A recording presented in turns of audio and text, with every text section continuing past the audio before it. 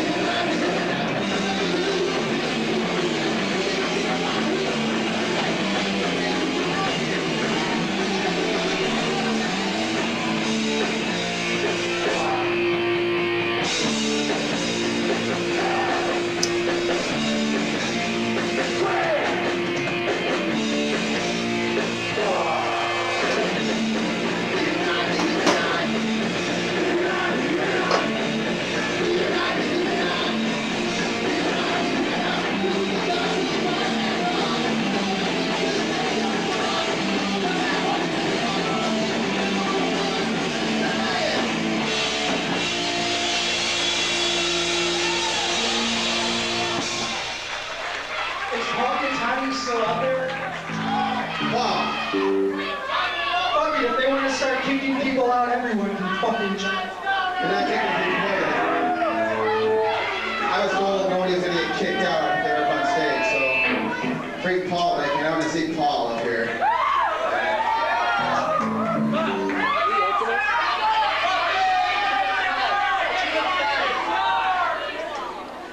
Are we gonna wait for Paul to get there?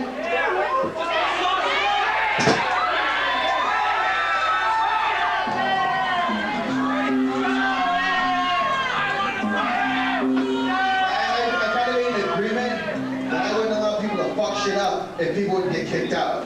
So bring Paul and Tiny back the fuck in here.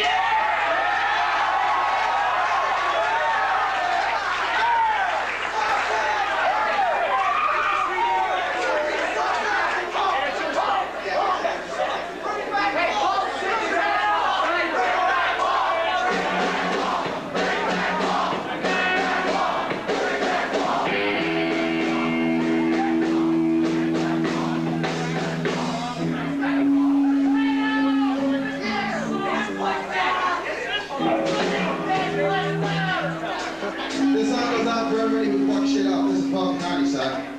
This song's for my dad, too. Sing along song, so let's all sing along for love.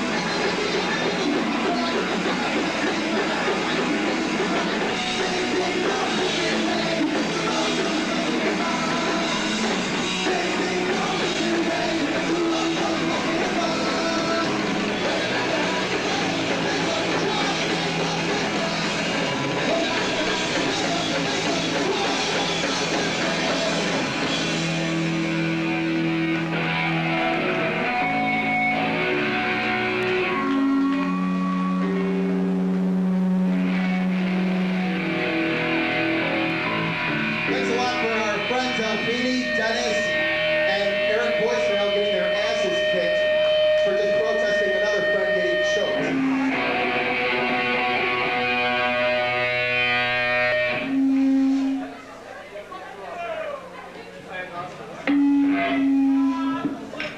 You know, we had an agreement that people would be escorted off the stage if by chance they went on there, which is totally cool.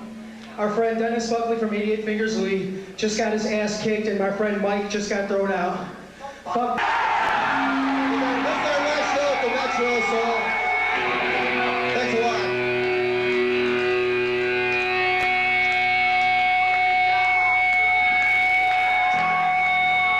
This song's by a band that used to play here a long time ago called Naked Raygun.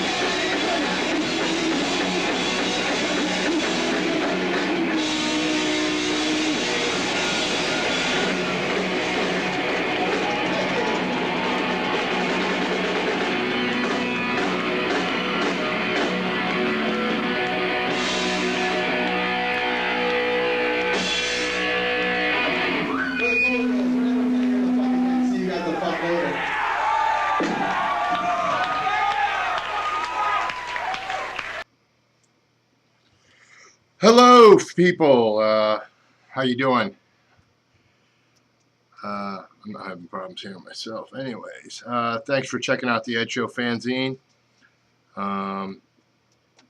Yeah, some Bollweevils. Anyways, here we are. Sorry about that. Yeah, we're gonna have Daryl Wilson from the Bollweevils about 8:30 Eastern Standard Time, and then I believe that'd be, I'm sorry, 9:30 Standard Time, and then we're gonna have Rikk Agnew from bands such as the Detours, Social Distortion, Adolescence, Christian Death. I think his newest band is Poop. I hope I said that right. You can check him out on YouTube. If I got time, I'll play some tonight. And his solo work, I mean, his solo work is just crazy.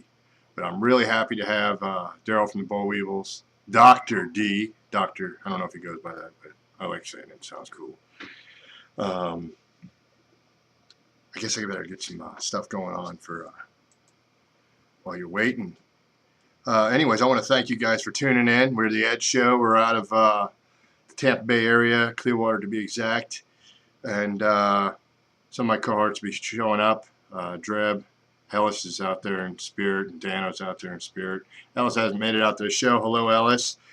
And this, I want to thank Ron Jones before I forget. Ron, thanks for hooking me up with Daryl. I'm looking forward to meeting him. Anyways, I'm going to get some music going. So bear with me. Here we go.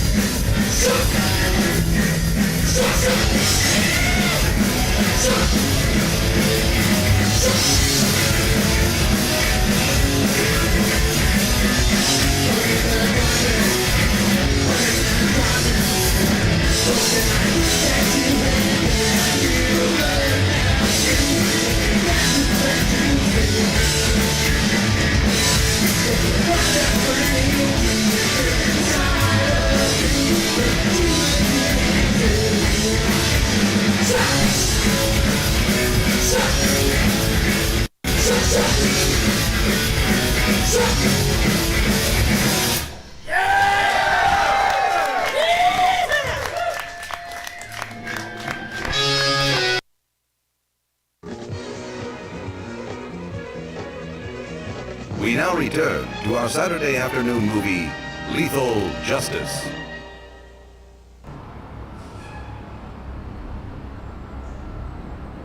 Jalisco! You think you're worthy to fight me?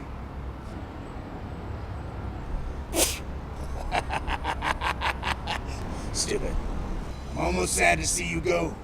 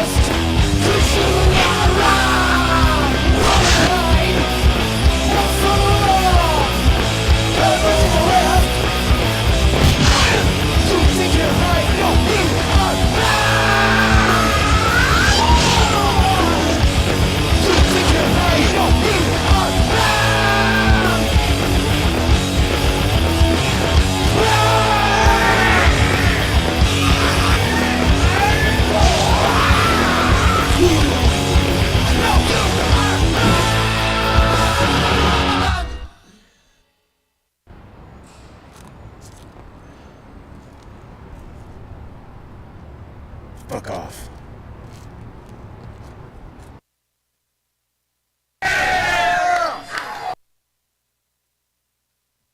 All right, we're back. Yeah, my greenhorn ass don't know how to run this board, man, so apologize. Sorry. Anyways, that was some Bollweevils provided by Ron Jones. Thanks for great footage. I loved how he destroyed that mic stand. Hope he doesn't do that with the IV stand with his patients. That'd be pretty crazy. Anyways, I'm going to get back some tunes. About 9 minutes, we'll be talking to Daryl. So thanks a lot for watching.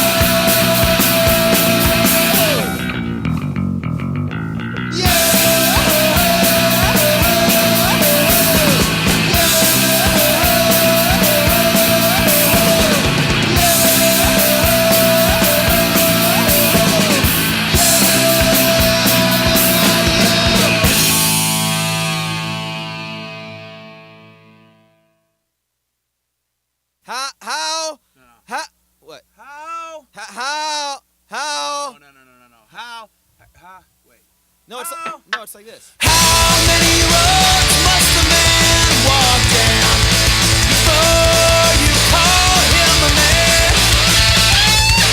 How many seeds must the white dove sail before she sleeps?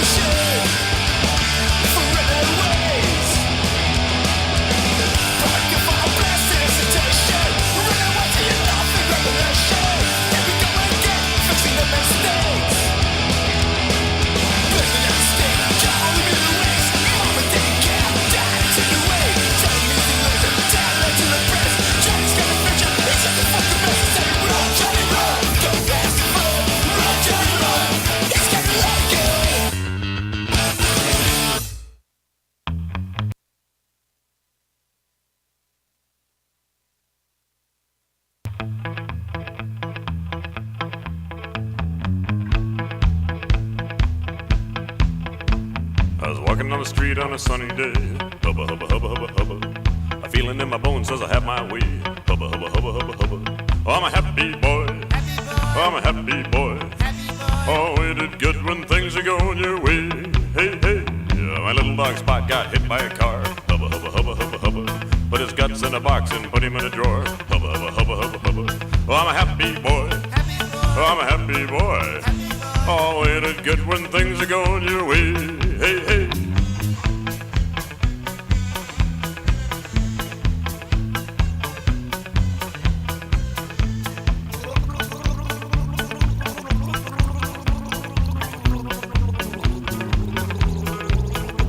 I forgot all about it for a month and a half. Hubba, hubba, hubba, hubba, hubba. I looked in the drawer and started to laugh. Hubba, hubba, hubba, hubba, hubba. 'Cause I'm a happy boy. Oh, I'm a happy boy. Oh, ain't it good when things are going your way? Hey, hey.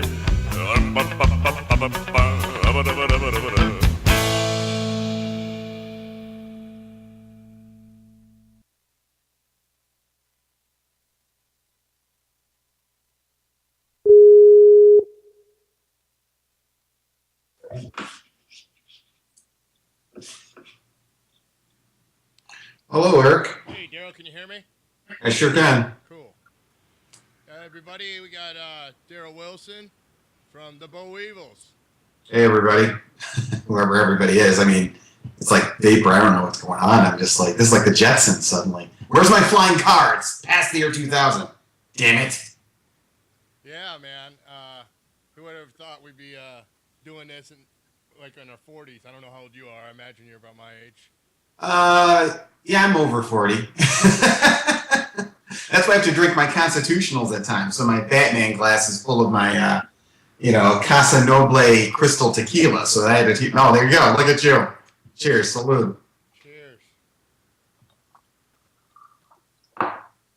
Oh. All right. Loosen up, man. Yeah, Loose. that's some crazy footage I've seen of you on. I got a lot of this stuff off YouTube. Yeah, I can only dread what you've gotten off of YouTube so far. So, would you like to elucidate what you've suddenly found? Well, before the show, I got some stuff. I think it was from '95. You playing the Metro. And Yeah. Is that the same footage that's on the CD? So yeah, that would be the Weevil Live show from the Metro. We'd been on tour. I'd come back. It was summer, I think it was like July 4th or something. We were playing Independence Day, and we luckily somebody did record the show, and it was on videotape on VHS. We had a copy of it, and it just disappeared. And I need to get a copy of that. But it is the Weevil Live from the old vinyl and original CD show where our illustrious manager, Paul Titani, was kicked out of the show. Or at least I thought he was kicked out of the show. I went on a rant, did a couple of crazy things, and then suddenly we were banned from a certain club for a while. But then we were not banned anymore. So, it happens. It happens. Yeah, so did you opened up for Naked Rikk, and that's how you got started, right? That was like your first big gig, or? Yeah, way back, the Metro's, it was their 10th anniversary show, way back. We had the opportunity to actually open for Naked Rikk, and it was my first show in the band as a member. I remember that we'd gone to Naked Rikk on shows forever. And Bob and Ken, who actually originally started the band, asked me to sing for the band, and I said, "Cool." We started practicing. We had some songs, and they said, "Hey, we're playing a show. We're playing a show with Naked Rikk." And I said, "You guys are lying." But no, it had happened. I mean, Ken had run into Pizzotti's wife at the time, who was managing the band, and gave him a tape, and she said, "Yeah, it'd be great if you guys opened up for Raygun," and we did.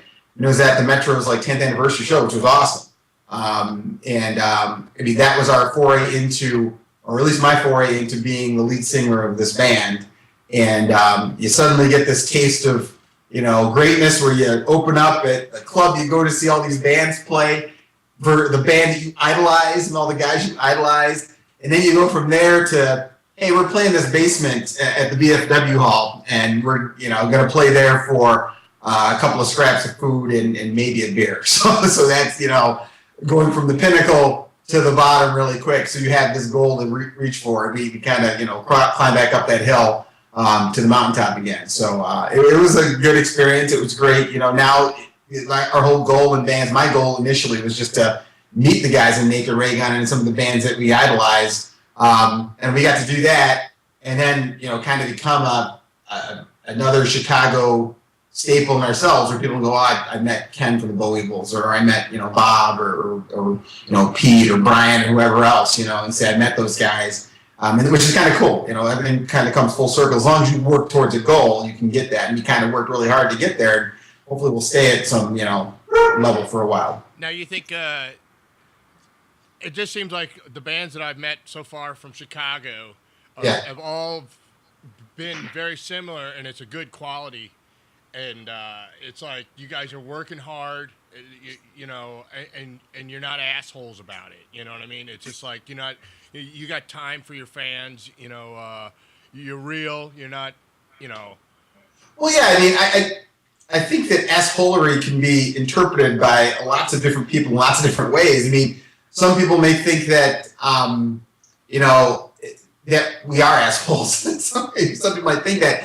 But I don't think that most Chicago bands have that kind of rock starish kind of, I guess you put it in the stereotype of the LA glam kind of thing. And I think really in punk rock, though, most bands don't have that kind of pervasive attitude, to be quite honest. I mean, we're all basically, guys and women who love the music and have kind of grown up, feeling kind of like you're an outsider in some senses. So everybody who comes to the shows basically felt like you anyway. So, there's no way that you really alienate those people and say, oh, I'm way better than you. It's like, no, man, we're all here enjoying the same music. We're all here at the same shows. You saw them before you played in the band most of the time. So there's no reason why, you wouldn't actually go up and say, hey, I'm glad you came out. I'm glad to see you. I mean, and that's where you meet most of your friends. I mean, there's guys who I see at shows still to this day who we used to see all the time at the Metro and at the Fireside and, at all kinds of venues in the city. I can just think of all the people that have been involved in Chicago punk rock from the get-go since I've been involved in it, and they're still there.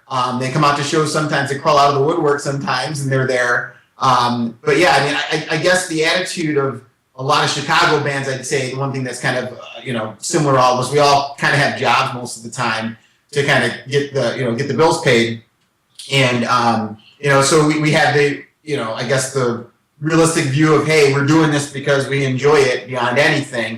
You might make a couple bucks here and there, but most of the time our couple bucks is being made by, our professions that we're doing. My profession happens to be a very different profession than some, but, it's one of those things that I think you're right, Eric, in saying that, Chicago bands have a kind of blue collar working class kind of way about them in some senses. And I think we kind of, all of us are proud of that in some senses, and we are very approachable. And I think that if you came here and you needed a place to stay, or you came to a show and you wanted to meet the bands, it wouldn't be like, oh, you got to come past the velvet rope. It's more like we're going to be standing in the crowd with you, cheering on the next band and having a drink with you is what we're usually going to do.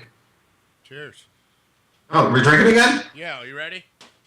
Okay, Jesus. I didn't know this was a drinking game show.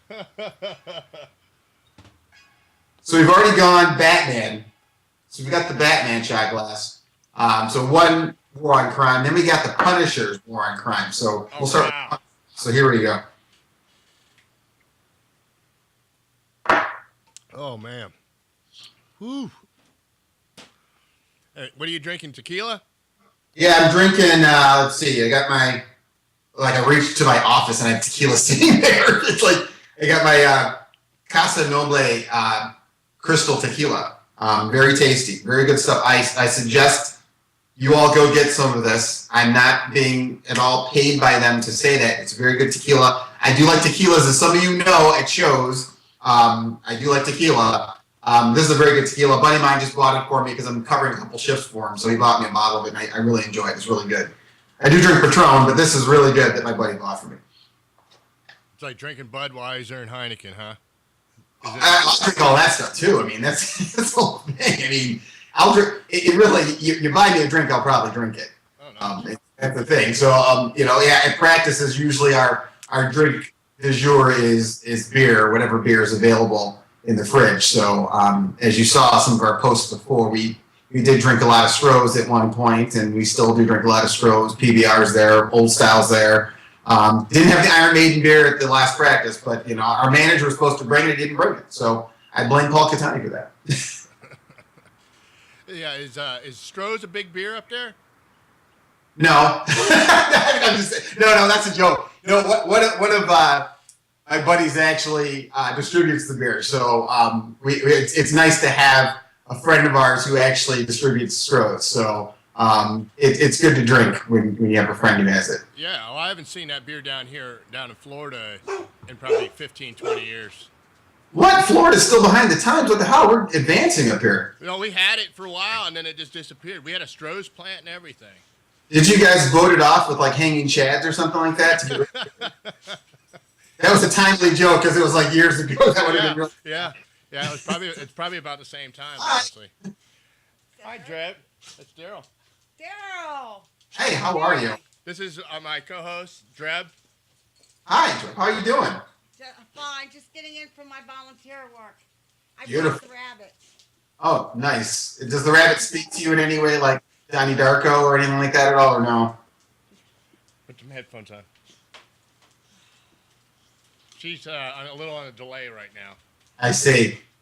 Hi. Does that rabbit speak to you like in Donnie Darko in any way to tell you what to do? I'll never tell what the rabbit says. Just don't go down, follow him down that hole because you'll never come back. I understand. That can have a lot of connotations falling into a hole, I'll tell you, but I'm not going to, I will listen to your advice. Actually, I do have a rabbit that I found running down the street, and I took him in. His name is Bullocks. Oh, it's in balls? Bullocks. Yes, Bullocks. Yeah, big old fat rabbit, too. Pretty cool. Did the rabbit tell you his name, or did you give him this name? Actually, a friend of mine gave it to him. It's like, never mind, Sex Pistols, Bullocks the rabbit. Does the rabbit really care for that name at all, or has the rabbit tried to kill himself a couple of times? I'm wondering what the circles he keeps running around are for. He had lipstick once, though.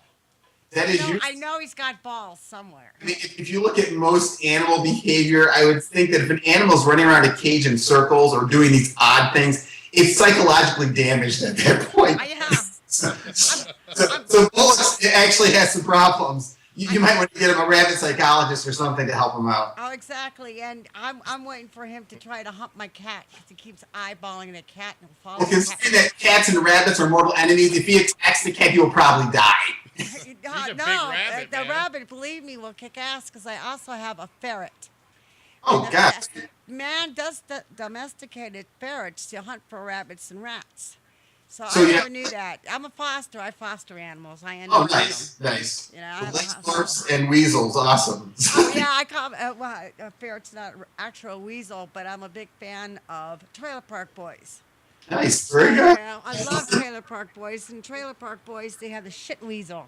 Everybody's a shit weasel, man. So, the ferret's named Shit Weasel, Bullocks the rabbit. Corey and Trevor the dog is named from two characters out of Trailer Park Boys. It's a basset hound, and he's actually long enough for two names, so it really fucks people up, Corey and Trevor, come, and they go, Corey, where's Trevor? It's right there, man. It's Corey and Trevor, So, yeah. If these rabbits ever attack you at some point, or the ferret does, I wouldn't understand. You love them too much, and you give them those wonderful names that they're probably happy to have. Yeah, they're happy to have a home, I think. They eat way better than me. I try to eat healthy with them. And great. I also have sugar gliders, which they're a marsupial. Yeah, there was one that was actually stolen recently from a pet store here in Chicago. Oh, man, they're like $200 Yeah, it was returned, though. It was recently stolen. It's in the news, so. I think I've stepped up since I've had the reptiles. Now, Eric's had way more reptiles than me, and for instance, I had a friend, he was too drunk to drive, and he's like, man, I'm taking you home, and I'll take you back to your car tomorrow.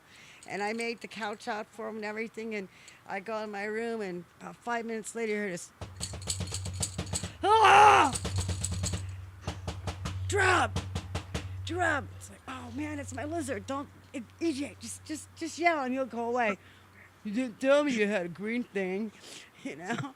He slept okay afterwards. He was asleep the next morning when I got up, and my lizard was laying right on him too, man. I see. That deserves a Dr. Doom drink right now. I'm going to drink that, I think, a little bit.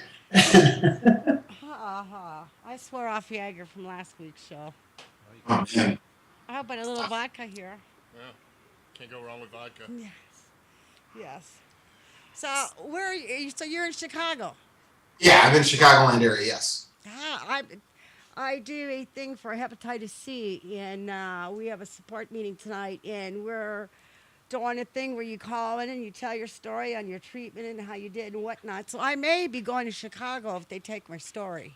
Are you on an antiviral treatment? I have done the treatment 2 times. I'm with Hepatitis Maine, and a lot of places do not accept or cover it, and it's sample. A girl came in today, and she's like, I'm looking for this treatment and that treatment, and my doctor says I did not need a liver biopsy. He took a look at me and says, I can tell by looking at you, your liver's okay. It's like, you don't need to go back to him. And it's hepatitis C that you actually are? Yes, I had hepatitis C. I am cured. We do support educated for hepatitis B and C. Were you on interferon for any period of time? Pardon? Were you on interferon for any period of time or no? I did it for 58 weeks 3 years ago. I've been clear for 2 years. That was my second treatment. My second treatment I did through research through a nonprofit organization we had called the Chance Center, which has since April closed doors. With Hepatitis Maine, it's 4 of us, nonprofit, that we get viral loads. We set up with research. We've got this new drug. We had a guy come in today that, he's a representative for one of the new drugs coming out, and they cannot know he was there passing on this information. You know, it's all secret. But the cure is coming. There is hope. You know, it's we have like what's her name? Paula, what's Anderson? Pam Anderson. I was going to say Paula Abdul, so I don't think she had hepatitis. No, she probably wouldn't tell anybody. Yeah, Pam did. She did us champagne and something treatment. I don't know. And I think one of the those sisters. No, what the hell? Judd. Oh, the Judd sister. Yes. They just need to have a face of hepatitis, because all hepatitis is dysfunction of the liver. That's it. You have a disease, get it cured. You know, the insurance companies would not touch people once they've gone through the treatment or have known. I know a little about hepatitis. I know a little about it. Yes. This bullshit about we cannot treat pre-existing conditions for anything is a joke. Yeah, I've dabbled in healthcare for a bunch of years in my life. Yeah. It's never any fun. It can actually be kind of funny in the long run, though. I just dabble in it, you know, just a physician. I just know a few things. Yeah. Hey, it's all right to be healthy. I don't know. I just trained and did, learned about the function of the liver and other organ systems and things like that. It's just, so just asking, cool, awesome. Well, that's good to get a face to, hepatitis. I'm going to drink to that then. Here's to my liver. I'm a hep cat. What can I say? What can I say? God, I think I'll do a little shot at vodka just because I can.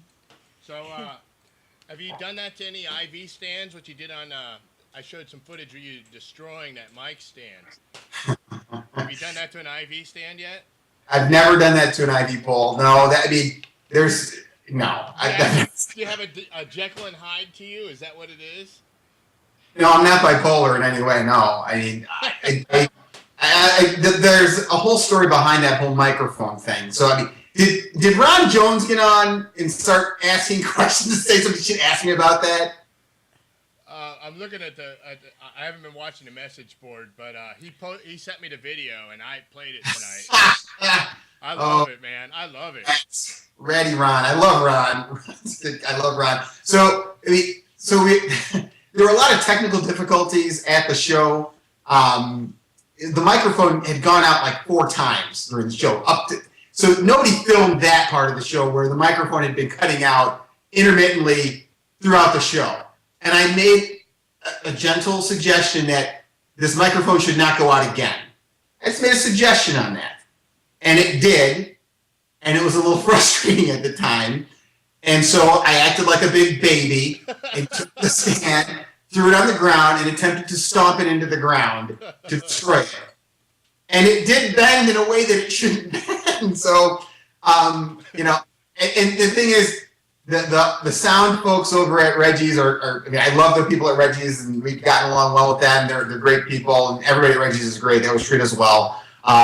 You know, it was my bad from the standpoint, but I mean, it was punk rock. I'll tell you that much. I mean, that was good. Hell yeah. But I mean, when you become an elder in the world and you realize that there's a little responsibility you have to take for your actions at times. You know, I talked to the owner of the club. He's a good guy. He loves the band. He loves us. And he's like, hey, he understands. And I just had to make sure I paid for it. So I paid for it. So I own the mic stand now. So I have it. And I've added some other accoutrements to the mic stand at the same time. I did bring it out at another show at Reggie's. So it was the return of the mic stand at one point. But it is mine to take to any show and break out whenever I want to. So I own the stand now from trying to break it. But no, there's no Jekyll and Hyde personality to myself. I think as I've grown older and matured, the impulsive nature that would come out of a young person gets kind of either one, it kind of gets driven out of you in some senses, so that you make calculated decisions and you can take calculated risks. That was definitely a moment of regression to primal anger at some point. But I mean, punk rock show was aggressive and the crowd was, you know, having a good time and we were having a great time. And then suddenly a song that I really liked to play got a little messed up. So I was a little mad and I took out my anger on the mic stand. Better to take it on the mic stand than some other human being. I mean, I'll tell you that much. So yes, there's no bipolar nature to me at all. There is no Jekyll and Hyde. There is no Bruce Banner. Hulk. I'd rather be left alone like the Hulk than actually go out and destroy. The Hulk was never a mad guy. I mean, he just needed to be left alone. He got provoked. He got provoked all the time. You poke the bear's going to bite you. Exactly. Don't poke the bear. And I got poked 4 times since I got mad. I drink again. Cheers. That's a Ron Jones question. I know that's a Ron Jones question. With that, it just like installed my mind, and it's just like it makes me want to go see you guys live. And did you ever make it to Florida? How far south have you gone?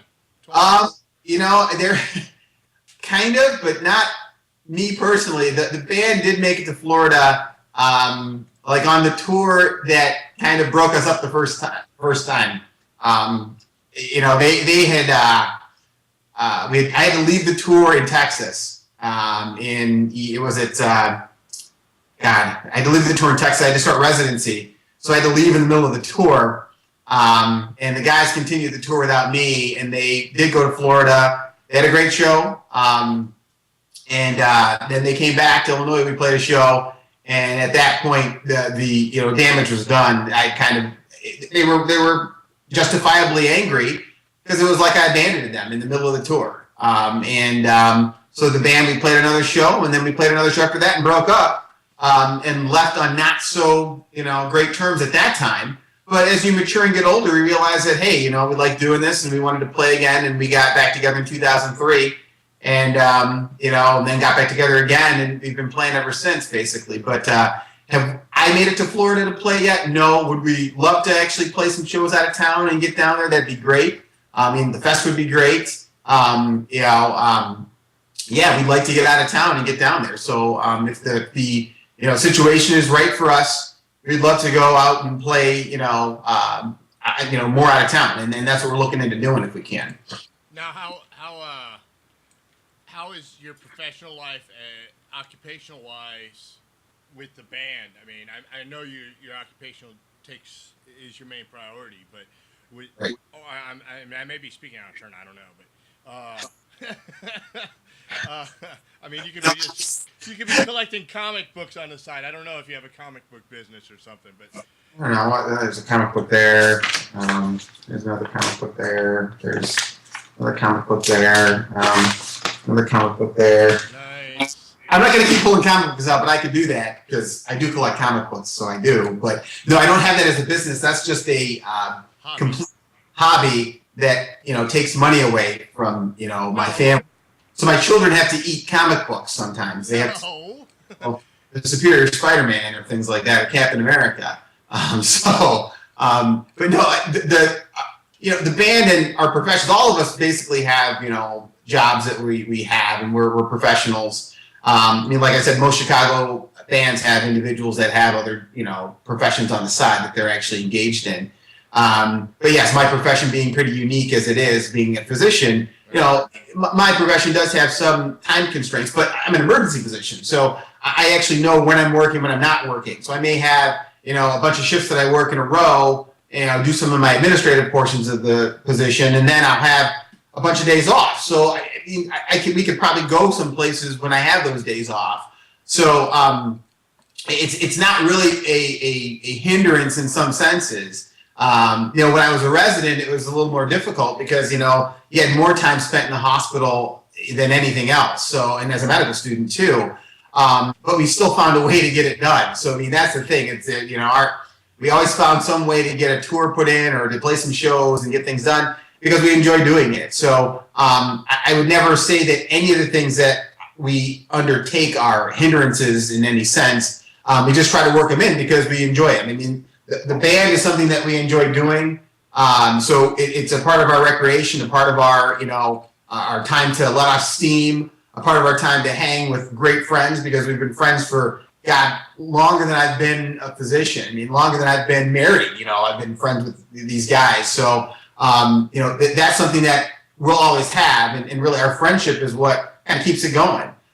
Even with the other bands that we play with, around town, it's like all of us in Chicago bands have been basically friends or acquaintances of all these people. When we play a show, it's kind of just a big fest of friends, playing at the same time. So, and even with the people who are out in the audience, it's like they're still friends too, because we hang out with them. That's the thing. It's not that we're, once again, the velvet rope doesn't go up. Maybe we'll get a velvet rope for the next show and just put it up for just, shits and giggles. I'm thinking that might be the next thing. The next show will be the Bollweevils velvet rope. It's basically just a whole bunch of friends hanging out. So all of us have, grown up and have professions and things that we do, but we enjoy playing in the band too, and that's our recreation. You got to have a balance of things. You can't be all, I'm all this, I'm going to be only devoted to one thing. Yes, you're devoted to family, you're devoted to your friends, you're devoted to your health, all those things that you should be devoted to. But a part of what keeps me enjoying what, life entails is playing in band. And, I'm going to play music somewhere or entertain in some way, and enjoy it until I can't do it anymore. Well, let me ask you this. Did getting into the ER, were you... Did it have some type of crossover from hardcore music in a sense that you like intensity and you like being on your toes? And yeah, I'd say that probably emergency medicine is the punk rock of medicine. I've said that before, and I'll say it all the time, because really it is one of those professions that anything can happen. And when you go to a show, you want anything can happen when you see a live performance. You go back to, seeing anything up on stage, and thinking of, performers even like GGL, anything can happen at a show. That was, in emergency medicine, anything can happen. That's the thing about it. And the other thing about emergency medicine that was really, really great too, and it is great, is that I think it's very fair. I can't choose who I see. I see everybody, regardless of your ability to pay, regardless of your sex, regardless of, your gender identity, regardless of your, race. That doesn't matter. We're all human beings, and it's like, I care for you at your, dire time. And that's the bottom line of it all. And that's what we do. And punk rock is kind of it too. People feel like they're, outcasts, but, everybody's accepted in no matter what. You go into it, and this is what you're all about. It's some hardcore things can happen. Some hairy things can happen. Some really cool things can happen. And I think it is kind of a transitional thing that you go like, hey, what's the most, appropriate form of medicine to practice in some sense? What fits my personality? And I think it is the go of being an emergency physician, which In emergency medicine is about performance too. You're always having to perform in some sense. You meet people for a very short period of time. You got to win them over very quickly. And when you're up on stage doing that, you got to do it the same way. You got to win over an audience in some senses. I mean, I think even comedy would be one of those things that would be equated to emergency medicine in some senses too, because you've got to win over an audience very quickly. You got to get them in with your hook. You got to actually buy them. They got to buy you. And that happens in medicine too. And I think emergency medicine actually fits that whole performance art thing that I think punk rock and comedy and other things really fit too. I have a cousin that was an ER nurse for quite a few years down here in Clearwater, and she could tell you some funny ass stories. Or there was a time like I'm walking home, we lived a couple doors down from each other. And salute you. She's thanks. Thank you. She's sitting in the car, just upset as hell. They had brought in a baby that had been abused, and she'll tell you have to have compassion to be in that. You have to feel what that person and how your minds can go in a situation and bump. Y'all blow me away. Seriously, just absolutely blow me away. I ask these questions to you because I want to get into something in the medical field. It's time for a serious career change, and nothing against blue collar, but blue collars let me down as far as reliability. Fuck. Sure. So I'll tell you this now. You draw me towards that area. I don't think there's I won't say it in a nutshell because that's not fair, and I'm intoxicated, so I may say something. Really, you're intoxicated? Yeah, Come on. I'm a lightweight, man. None of that gives away. Come on, man. I'm a lightweight, man. This is my one night. I didn't take up drinking until I did the show. What does it say about the show, then? It's driven you to drink. Exactly. And Florida. But I love it. It's like you're. Wait, you love the show or you love drinking? I mean, is this an intervention? Is this an intervention? For you? Listen, Eric, I have to tell you something. You have a problem, sir. I've been diagnosed by a doctor, Dr. D. Dr. D. So we had a situation down here. Did you see where I posted on the Facebook where a woman stabbed her husband with a squirrel? A woman stabbed her husband with a squirrel. A squirrel. Wow. Was the squirrel alive when she did this, or was this a squirrel that was actually... It's kind of like the story where, this is a man falls out of a plane, and then you read later, he died. Well, yeah, I think he did die. He fell out of a plane. He jumped out of a plane. Well, what if the plane was actually a small Cessna and you were actually on the tarmac? I could fall out of the plane and not die. Yeah. I didn't think of it that way. God. You could have just rolled out. I'm just saying. It would have been referred to as a man falling out of a plane. So, but Eric, you said that you wanted to go into medicine. So what was that? You wanted to go into medicine. Tell me more about that. I want to go into a field where it's either going to be like a physical therapist assistant, because I like sports medicine. I like therapy. But what was driving me away from going into nursing and stuff is because of the fact that I've been through a lot. And I don't know if I could I'm the type of person who's like, suck it up and quit your whimpering and be tough about it. You know what I mean? It's just like, if somebody comes in for a scratch or boo-boo and they're telling me it's aching, I have a tendency to say to myself, would I give them fair treatment, or would I be a hard ass to them? It's like, suck it up. Yeah, if you're going to go into healthcare, you got to have at least a little compassion. So maybe you may think of a different thing. Maybe going to the military, drill instructor, or maybe motivational speaker. Say, hey, you got to get it together. You got a little boo-boo? Come on, man. Get it together, man. Come on. I'll just take some estrogen shots, man. I'll be all right. That'd be wait, time out a second. Wait.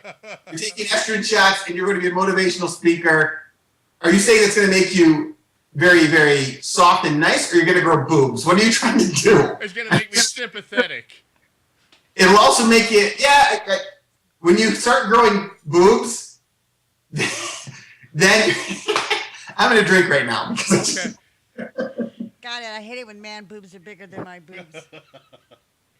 Get that estrogen going. Good for you. I'll just take some chick's birth control pills or something.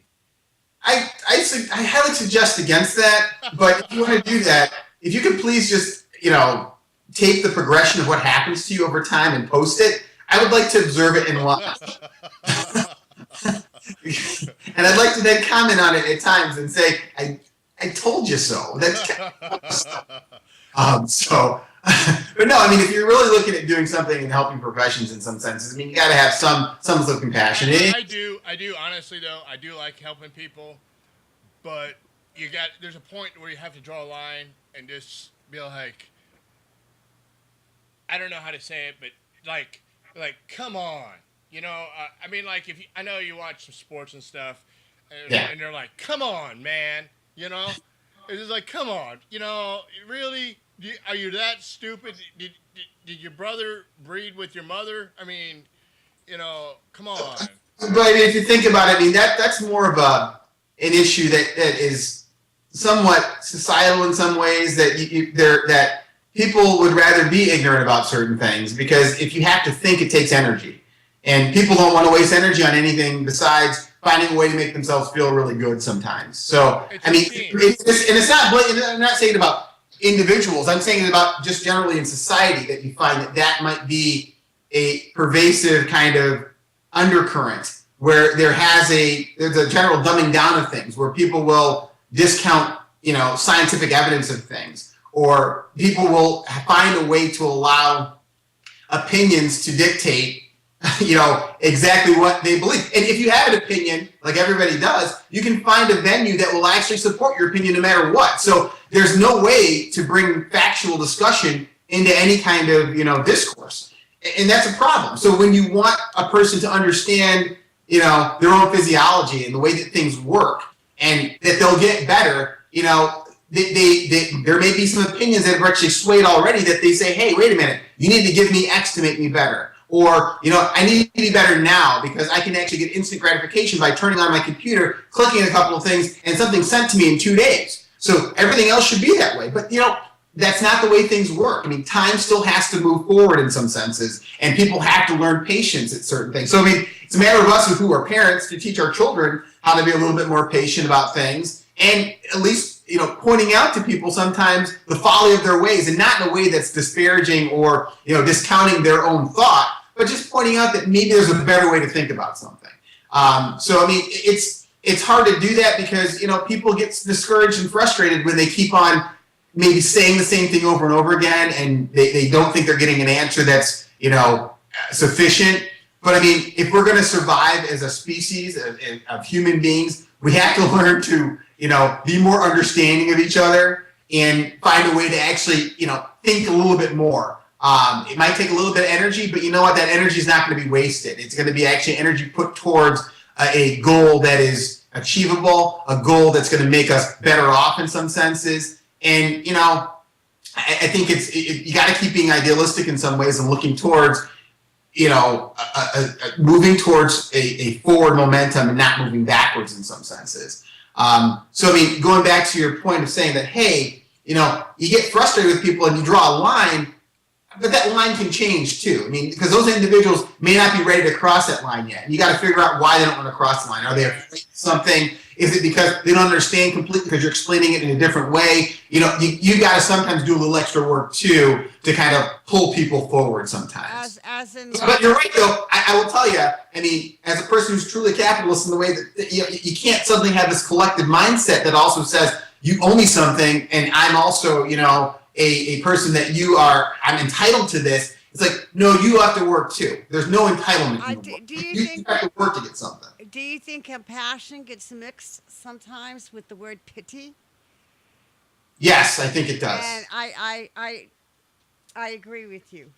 I think it does. And I also think that, once again, people think that needs and wants are the same thing too. And people don't understand what a need is versus a want. So that has to also be somewhat clarified. So I think if people had defined boundaries on things, and the only way that gets done is by parenting, is by parents going in and saying, this is the way things are supposed to be. And having at least some guidelines that show we're all trying to go towards a greater good in some sense. But you know what? If people want to give up the ship, hey, you know what? They can be the first rat off of it and just go down. Now, So, as a single parent that raised 2 daughters, the first thing that I told my daughters were depend on yourself. If you can't depend on yourself, how can you depend on anyone else? right, You right. know, and Giving a person a fish or teaching them how to fish. It's the same thing. yeah, exactly. Thank you very much. It's like pit bulls. You know, it's not the dog. It's the people that have the animals. Right. Same thing. It's same thing in life. Someone says, show me compassion. It's like you don't want compassion. You want pity because I am a compassionate person. Right. Great song by Bad Religion, by the way. So Yes. one of my Oh, fans. that's another top favorite band of mine. I love Bad Religion. Seriously. So, before I forget, if anybody wants to get a hold of you, the band, how do they do that? Well, yeah, Facebook is the best way. Like us and join us, ask us questions, those kind of things. I mean, if there's any kind of booking things, we have our email. It's bollweevillschicago@gmail.com. And really we have our Twitter account also. So you can get us and tweet us at the Bollweevils. How about merch? Oh, well, that's the thing. We can work it out. If you contact us, we'll find a way to get merch to you. Oh, so I definitely want. I want some posters and stuff, and I want to get a shirt. So I'll be contacting you. I'll pay. And be compassionate. Cool. Look at that. I'm not asking for free stuff like free shit like Naked Reagan, but there's nothing wrong with free shit though. But being but that last diatribe that I just went through that made me sound like some conservative crazy fool. I'm not even crazy, but just pointing out that there's some realities that things have to be paid for. I mean, if you read a little Atlas Shrugged or you read anything, I mean, you'll realize that what, it's okay for a person to actually make a profit off they want and do those kind of things. So I mean, I'm a complicated person. There's a lot of things that we discuss from the standpoint of the belief in that there's a virtue in selfishness, that there's also a need for at least caring for individuals. So it's kind of complex to have those two things going on in your head. But it isn't pity that you give a person. You have to be able to say, I understand your situation and try to help a person get out of their situation, but you can't continue to keep them, on the dole and say, you know what, I'm going to always be the one to pay for you. If that's the case, I'm going to always pay for you. I have the right to pick out what you're going to get. I always say, if I'm going to take someone to dinner and they say, hey, let's go to the dinner, and I'm like, that's fine, I'm paying, and they say, you're going to pay, I'm like, okay, fine, you tell me I'm going to pay. I have every right to pick out what you're going to eat. And if you tell me I want a steak, it's like, oh, hell no, you're not eating steak. I'm eating steak. You know what you're eating? Here's the ramen noodles, man, that I just paid for. I'm paying for it. What have you done lately to make sure that you actually get the steak? I don't know what you've done yet. All you do is just tell me what the hell you want. And I can tell you know what? You don't need that in any way. I'm an asshole. There we go. See, now I'm an asshole now. Jesus. Eric. Jesus Christ. Thank you very much. Daryl Wilson from the Bollweevils. Good night. No. Thank you very much. There you go. Your heroes become your villains all the time. There you go. That's such a beautiful thing, though, man. It's a comic book ending. Exactly. Yeah, I used to collect comic books. Is Image still around? Yes. Good. Yes. I'm glad to hear that. Yeah, I've got my Savage Dragon #1 autographed. Oh, nice. Eric Larson, good stuff. Yeah, I autographed with his picture and everything on it. I mean, Image Comics, great. I mean, Skybound with Kirkman, who I read all of his stuff. Reading Invincible and The Walking Dead. Did you get into the Danzig comic? Yeah. There's a Danzig comic. You didn't know about it? It was Neurotica. Does he play Wolverine or something? Because he's about his height. So no, it's called Neurotica. I have a couple of them. I'll tell you what. You send me your address and I'll give them to you. And then and then maybe I've got like. I'm not promising you because I haven't looked at them in like 15 years, but it's like 1 and 2. Oh, Jesus Christ! Look at you. Well, I had a place that I went to. It was called Comics and Critters, and it was comic books and reptiles. So it was just like it was like crack. It was like So basically, was it like, Dr. Kurt Connors that actually ran the place, the lizard I just made a reference to, that ran the joint? It's the only comic book guys would even know that one. I mean, Jesus Christ. This guy, he would have, he'd have his Marvel and his DC and his Image out front. And then he had, in the back, he had Faust and Lady Death. And he had, this is going back then. And then he had his Archies back there. No, but no, there's nothing wrong with Archie comics. No. But there's other studios like Boom Studios. There's Valiant. There's all these other comic companies. Valiant, I remember that. And you get a lot of independent stuff that's just really, really good. I mean, the big, two companies of DC and Marvel. Yeah, I mean, you read the stories, you read the comics, depending upon, the guy who's writing. I mean, I'll tell you, the thing that's probably the best thing out of Marvel right now is, Mark Miller's Daredevil. I mean, Wade's Daredevil. Wade's Daredevil is really good right now.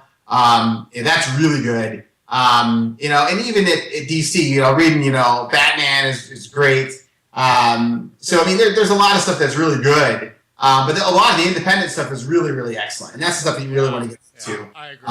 You can read a lot of really good stories and things that you wouldn't get because, especially with artist owns things. They can do a lot of things with the characters that you can't do at the big two companies like Marvel and DC. You can't kill off a character and keep them dead. But Kirkman can kill off a character and it can stay dead. So it's one of those things that you like. But yeah, comic books and going to a store that has reptiles and comic books, I don't know about that. Yeah, is that a Florida thing? Yeah, it was a cool gimmick because I don't know how he had role playing. What do you call it? The Dungeons and Dragons. He had that going on in the back too. So it was like catered. And this is the first time I would classify myself as a geek, but it catered to geeks. It was just like. And I had no problem. I was like, hey, I like fucking reptiles. So what? You know what I mean? I like the geeks don't inherit the earth, man. That's the whole deal. We go to Graham Cracker Comics here in Naperville and Chicago. It's a really good comic store. It's in the Chicagoland area. They have everything that you need, and they have great, people that work there. Really, yeah, I'm a geek when it comes down to that stuff. And a lot of the guys that know us and know me personally know that I'm a geek about things like that. But it's okay to have those kind of things. It's enjoyable stuff. There's stories to tell, and it's some of a soap opera type of thing in some sense. But there's some works of art that are there, and some stories that you would not even consider in the whole superhero tights and things. Really, The Walking Dead is just one of those things. It's an example that everybody should be reading because it's just great. I know people watch the TV show, but really pick up the trades or whatever you can. But a lot of independent things are not about superheroes and other things like that. So. Trying to get people who are not truly comic book people into comics, there's lots of things you can really read and go. I think that's why I liked Marvel. I've never really been I was a DC guy because of just, television. Right. But my generation, when I was growing up, I missed when early Spidey was on in the 60s. I missed the Fantastic Four cartoon. But there was a brief time in 80 and stuff when you had the Fantastic Four and they replaced the Human Torch with a stupid robot. And then, that was Herbie the Robot. He sucked.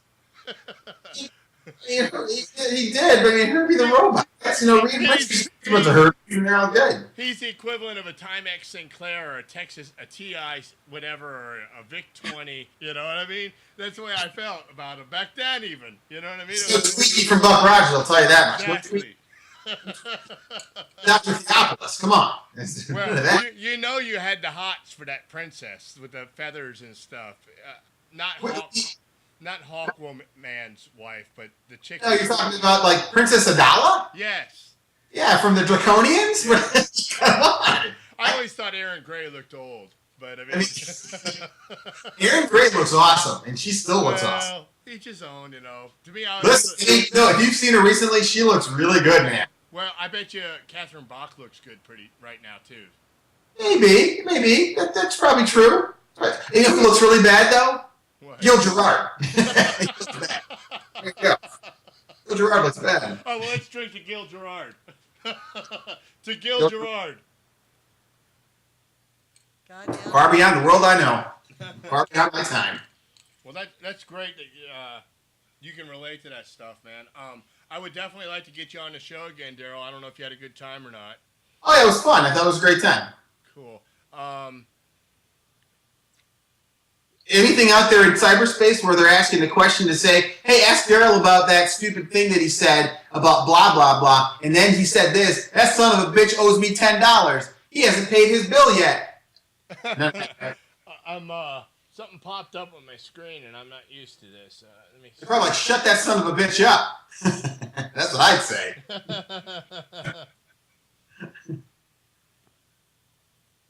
No, nobody said anything. I think everybody's just being like sponges right now. Nice. Absorb it all. Take it all in. Yeah. Pick it up. Getting a point of view from a rock star.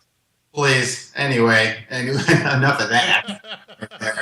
Now, No, we have nice. I didn't know Daryl was a comic geek. Who's that?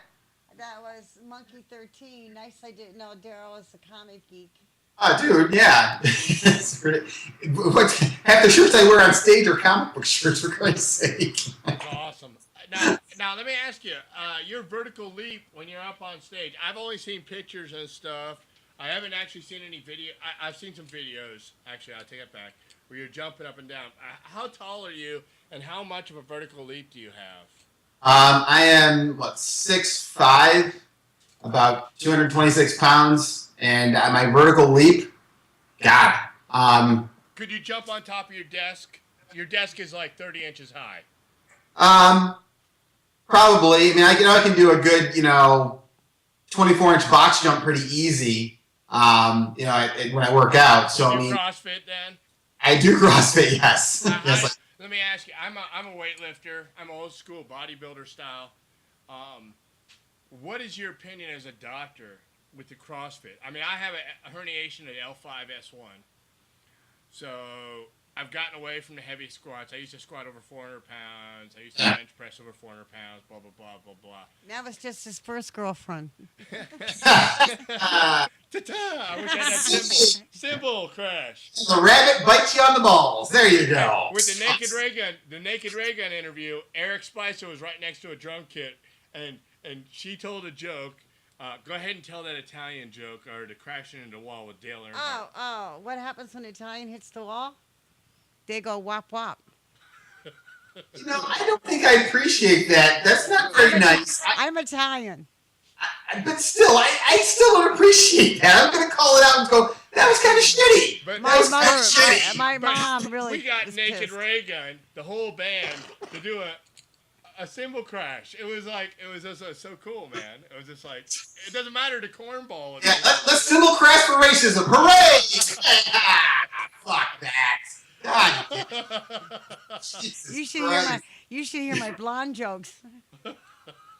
Oh, I'm for that. Dude, this is coming from a redhead. Do you know what a blonde is? A blonde is a redhead with the fire screwed out of her. That's my favorite blonde joke. So anyway, Eric, your question was again, it's trying to change the subject slightly back. I want to have you back on here. You're a real treat to have on here, and I don't mean that in a fruity way, but you're real.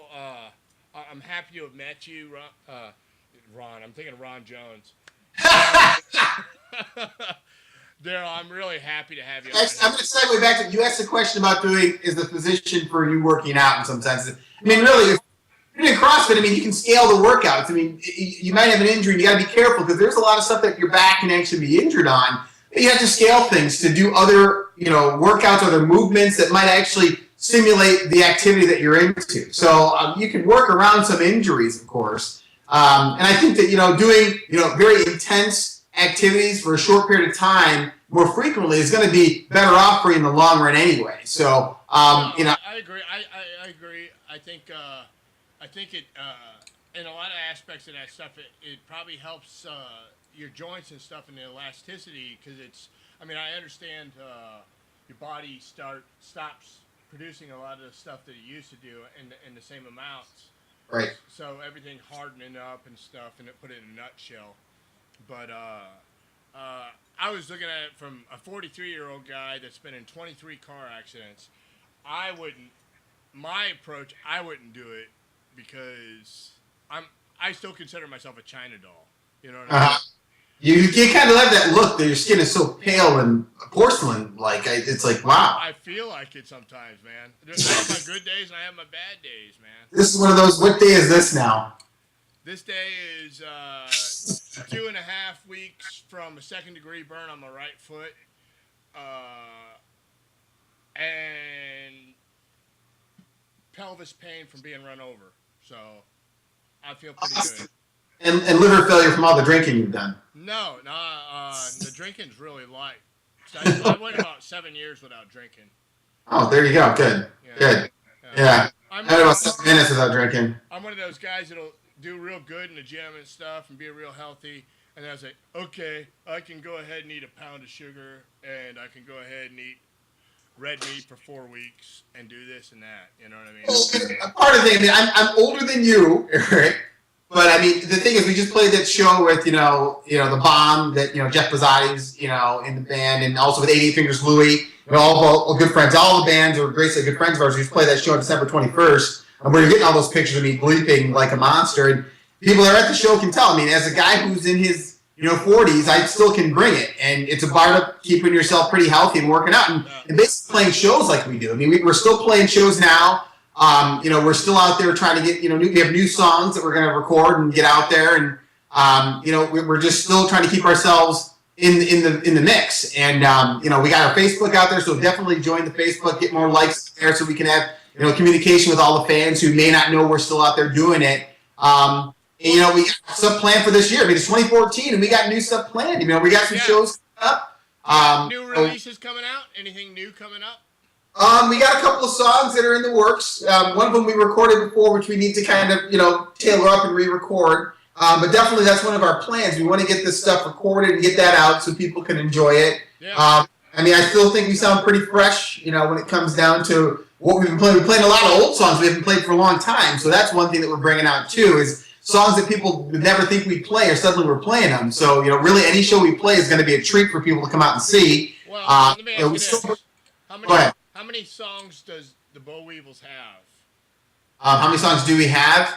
God, I can't think of that number off the top of my head. I mean, how many album releases do you have? I mean, so you got live recordings. You have right. So all the stuff that has original stuff, we have Heavyweight. We have those singles that we had in the beginning that I think were compiled on History of the Bollweevils Part 1 and 2, as well as Stick Your Neck Out.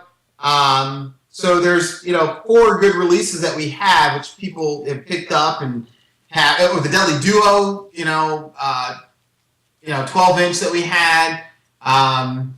So yeah, we got a pretty good catalog of music. It's a lot of songs, and there's stuff we're pulling out that we haven't played for years that we're pulling out on shows now. So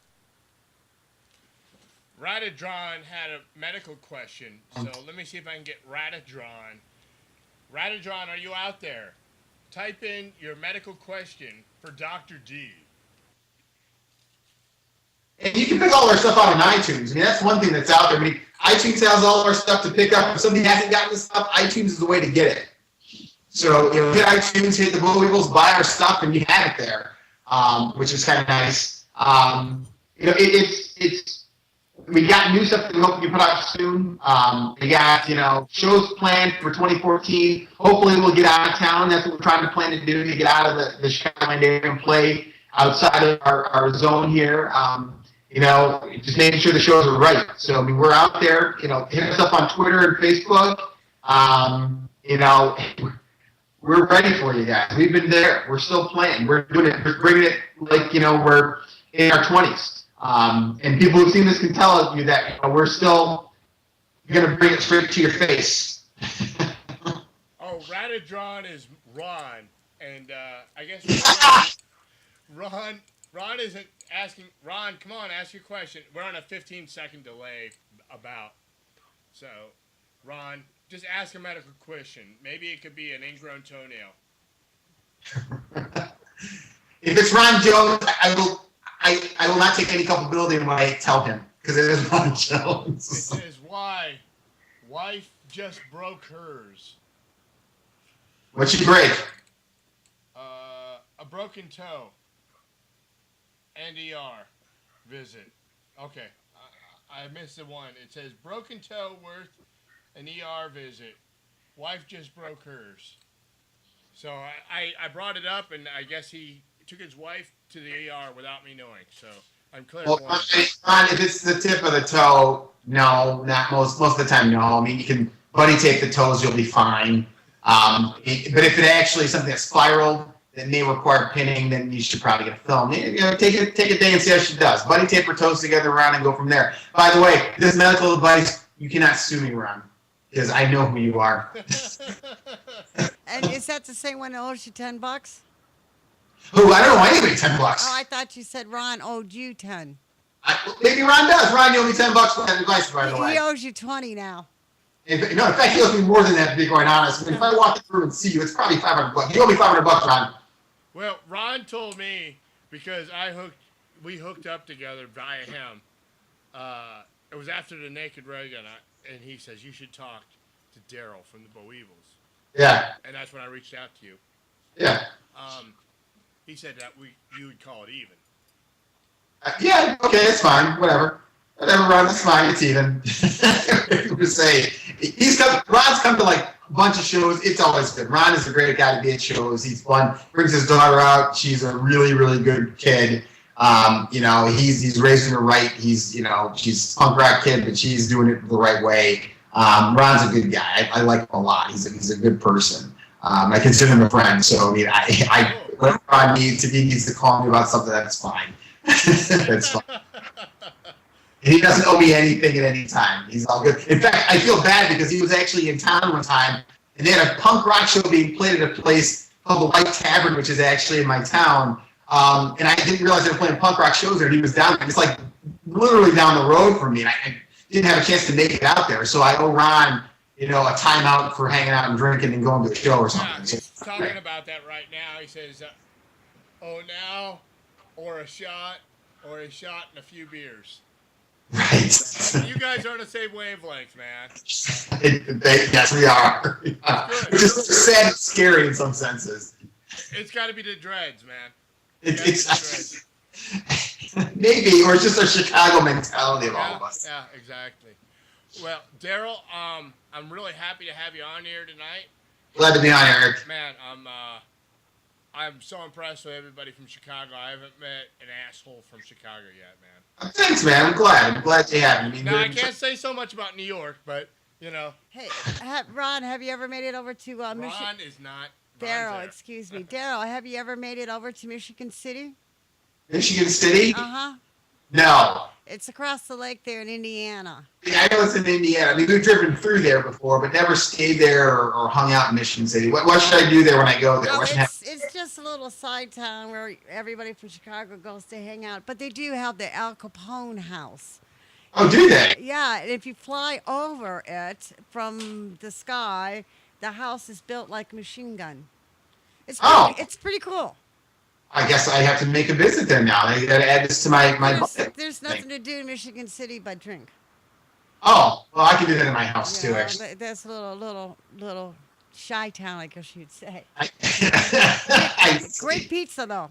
Freaking great pizza. Yes, that's great pizza. Yes, it does. It does. I mean, really, the other great thing we have a lot of great bands. I mean, really in Chicago. All the guys in bands around here are great friends, and we love hanging out with them. We love playing shows with them.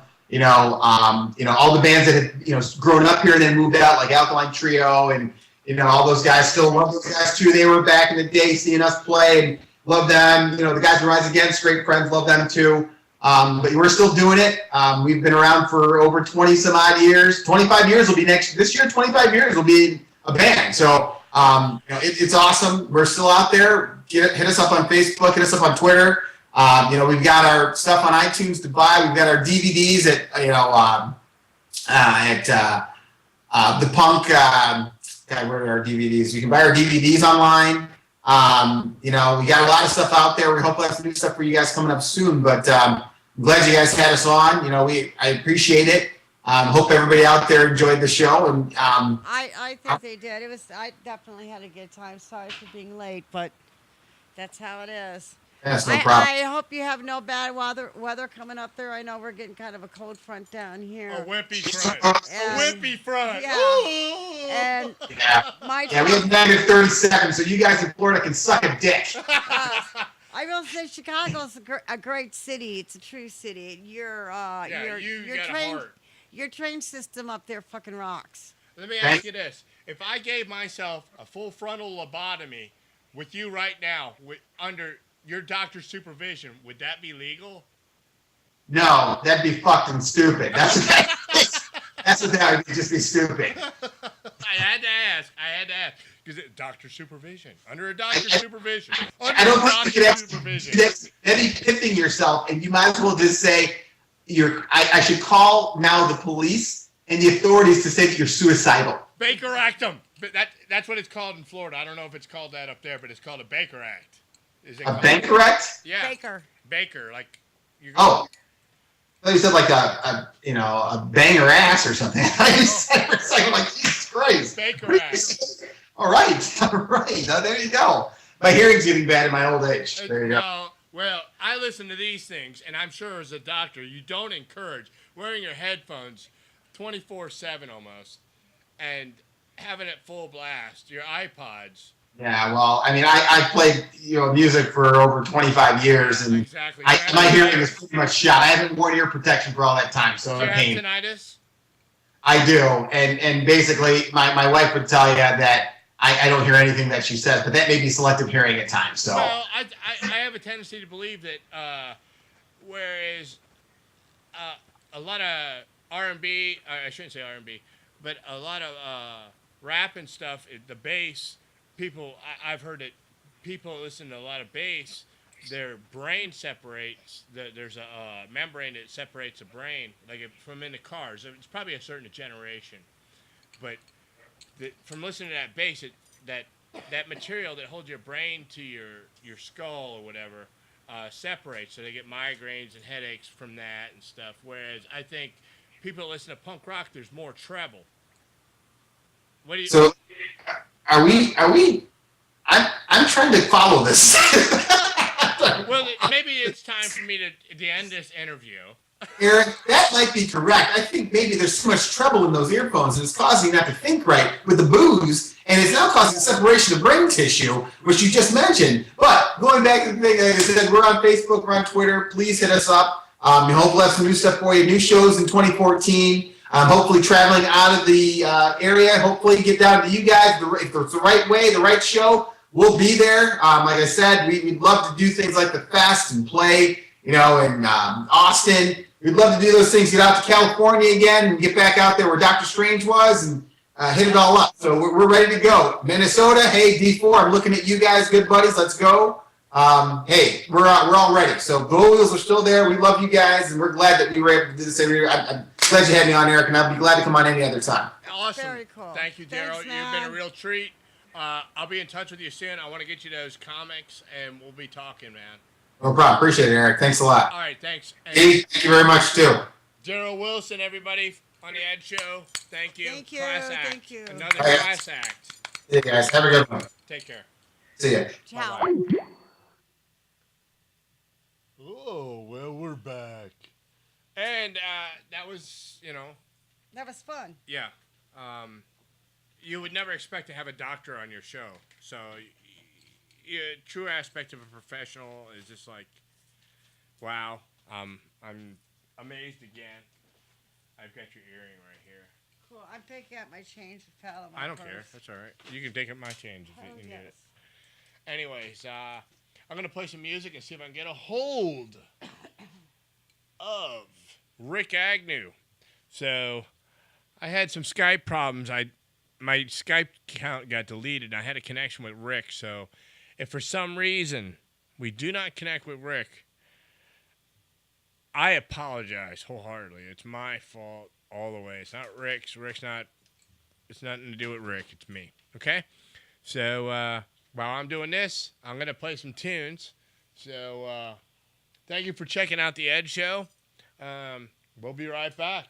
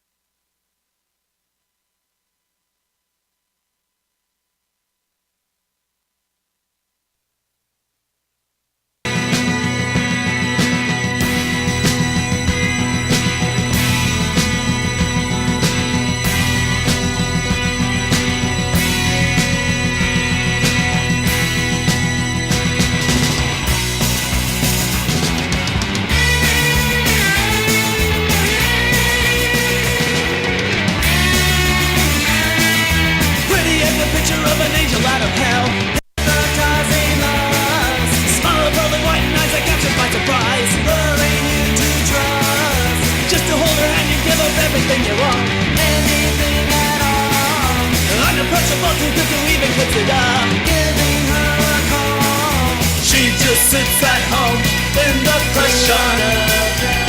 Her beauty a curse in disguise, no obsession. She waits by the phone in hope of a boyfriend.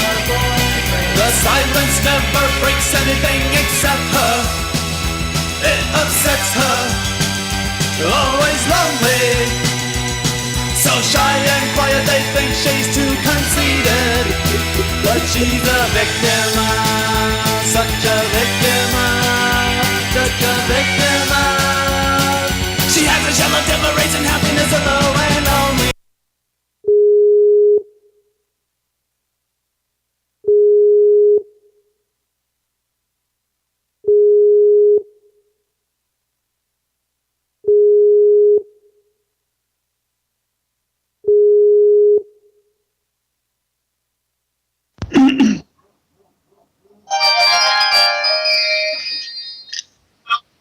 Hey, what's up, man?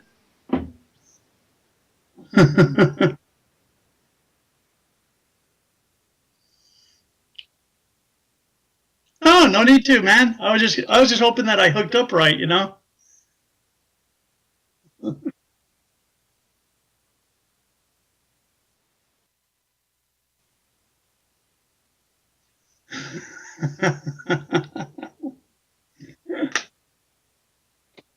Here we are.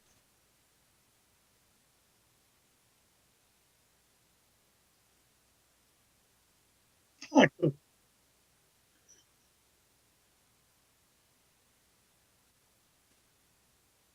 Oh, couldn't complain at all, you know? It's all good. Things going really, really well, actually.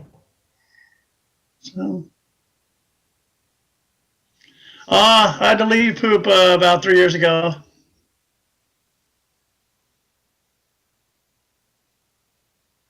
Yeah, I did another band called Wrong Beach. Yeah, I was doing that for a while.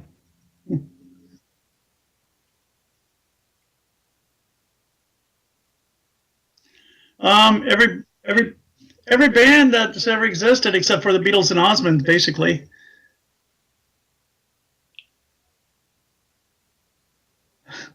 Well, I was too young for the Beatles, and the Osmonds, my teeth were all messed up. So,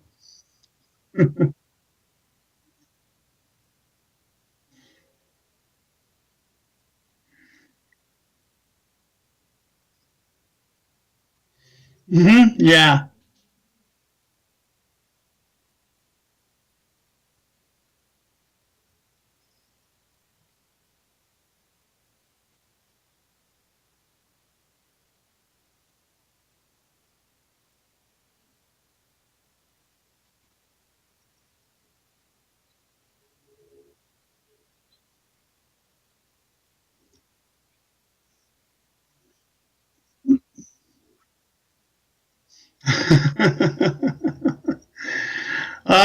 I don't know. I guess from out in the universe or something. I just channel in or something weird like that. I guess.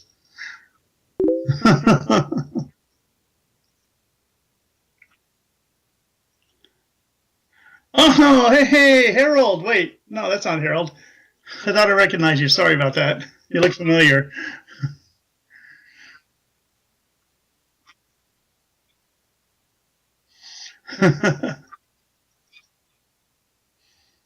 Excellent, excellent.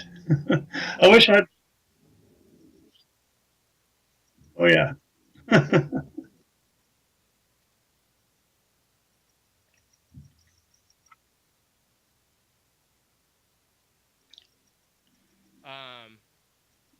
It was a young kid with feathered hair wearing a Yes shirt. Did you happen to see it? Oh, that one that looked like Mike Ness. Bingo. You got it. You got it. I figured because, Detour, Social D back then, you would have a better idea who that was than most people because it was younger, You're good. Yep. Drab didn't know who it was. I said, I did say Rikk Agnew. No. She's like, I did say Rikk Agnew. No, it was Mike Ness from Social D. No way. Yeah. Hey, that's one of my songs. You know, what's funny is the reason I knew it right away anyway is because when Detours, we played my high school, like in 78. And at that point, in early 78, Mike still hadn't gotten to punk, and but he was interested in it, but he still had like the puka shells and, tank tops and long hair. And him and his Dennis and a friend of his named Mike, another Mike, came down, and I mean, we didn't know him then, but they came down to see us and stuff. And Mike ended up stealing this distortion pedal from one of our guitar players, and he told us about it a long time later. He goes, "Remember that time you guys played roller in high school?" Well, yeah. And he goes, "There's somebody stole their pedal from Bruce." And I go, "Yeah." And he goes, "That was me." Well, like, oh man, that's cool. That'll be a good story one day on some radio station or something. That's awesome, man. So, your new band, what do you got going on with them? Are you touring, or you got releases coming out, or? With Wrong Beach? Yes. Yeah, we did one CD, and we're ready to put out another one. Just got to add a couple more songs on it. We've just been doing a lot of like kind of local and closed shows, but a couple of the guys, they have the full timers and family and house kind of thing, so it's hard to get away. And we were planning on it, but our singer AJ, who used to be in Dust Clown, he had to go back to Atlanta for like about 8 months or so for a movie shoot. That's what he does. He builds sets. So that's why I just took the rest of the band and go, well, let's do my solo stuff, Yeah. So now we're just doing the solo thing. Oh, by the way, Rick, this is my co-host. This is Dreb. Really? How do you? I have friends up in Atlanta who are doing some work just recently. I wonder if they were doing the same thing. Could be, very well be. Movie set up in Atlanta. Very possible. Very possible. So anyway, we just recorded a song last week for a split 45, and that's going to be with a band called Powerball. Okay. And they're from Florida. Oh, really? Got to do some more recordings. Yeah. Do you expect? Do you know what label or how people can get a hold of this? Pardon? I said, do you know how people can get a hold of this next release you're doing with a band from Florida, Powerball? Oh, well, it's just kind of one of those things where they make 500 of them and give the bands, a couple hundred. So I guess it would be through me. I'd probably put it up on Big Cartel, which is, for selling things. It's a pretty cool website. So. It sounds like a good way to for people like yourself to take advantage of the situation that you're in, as far as with everything being on the internet and everybody just taking and playing what they want from a musician standpoint, where it's not as profitable. Am I correct? Oh, no, not at all. But, at least it's like hands-on direct, from the artist to the fan or whatever. No middle people, well, except for the website, I guess. But, but other than that, get a lot more control over it and stuff. I like that better. I've always had a lot of bad experiences with certain record companies. All I'll say is Frontier is a great record company. I can't speak for the rest. Posh was pretty good too, Posh Boy. But anything else remaining, I don't have good things to say about. Well, we don't have to bring their names up. There's no, we don't. I don't want to hear it. I'm very impressed that you had nice things to say about Posh and Frontier. That's really cool of you. Yeah, well, they're great. They've always treated me right, Yeah. Always treated me right. So. So, for our friends out there that don't know too much about Rikk Agnew, can I start off by saying you played with the Detours? Is that correct? Yes. And then you moved on to Social D? Yes. And then the Adolescents, am I correct? Yes. And then Christian Death? Mm-hmm. And then after that, your solo work, or was it solo work? Yeah, solo work after that. Let me tell you something, man. I'm so impressed. When I told people about me having you on the show, and I directed them just to your solo work, they're just like, this guy's awesome. Oh. And I'm, I'm still finding stuff that I haven't heard by you, and I'm just awestruck. And I've heard your newer stuff just recently, and I'm again awestruck, man. If there is or there isn't, I mean, I heard something about drummer from the Circle Jerks being in the rock and roll. He's like considered like a Hall of Famer. I consider you a Hall of Famer. Oh gosh, thank you. If there's a hardcore punk, hardcore, Hall of Fame, you deserve to be in it, man. You're a true musician. I mean, you look at what you did on your first album. It's just like, wow, you did everything, man. I mean, it's like you you basically set the groundwork for a lot of musicians to say, hey, look, I didn't like how things were going, and I'm not saying I'm speaking for you, but just, I didn't like the way things were going, and I'm going to do it this way. You know what I mean? Mm-hmm. And then to go and watch your live material and just say, wow, this is how this person wanted. It's like you have your own orchestra, and it's like,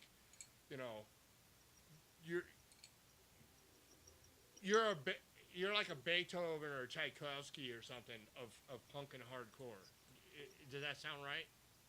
Thank you. Welcome. But I mean that sincerely. I mean, it's like, you're taking up every musician's point, and you're putting all the keys to the puzzle in there, and then you throw in the lyrics and stuff, and it's just like, and you do it over and over. It's not just like, and it all sounds good, man. It just. I'm sorry. I'm sorry I'm kissing your ass. I didn't want it to be like, I got Rikk Agnew. But I really sincerely mean that, man.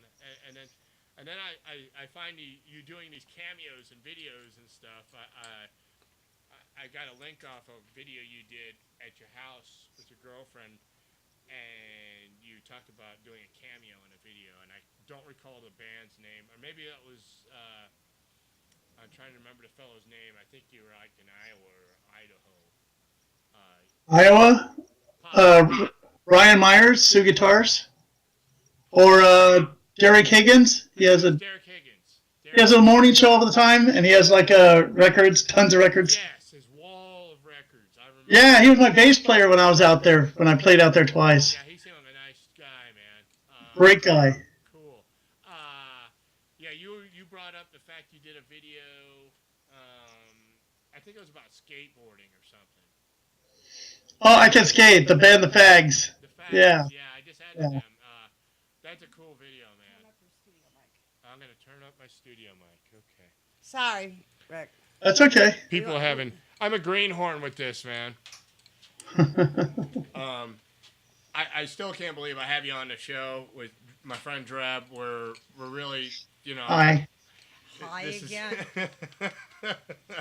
Let me ask you, out of the bands that you played, which do you have a favorite? Out of the bands that you played? Out of all the ones I played in? Yes.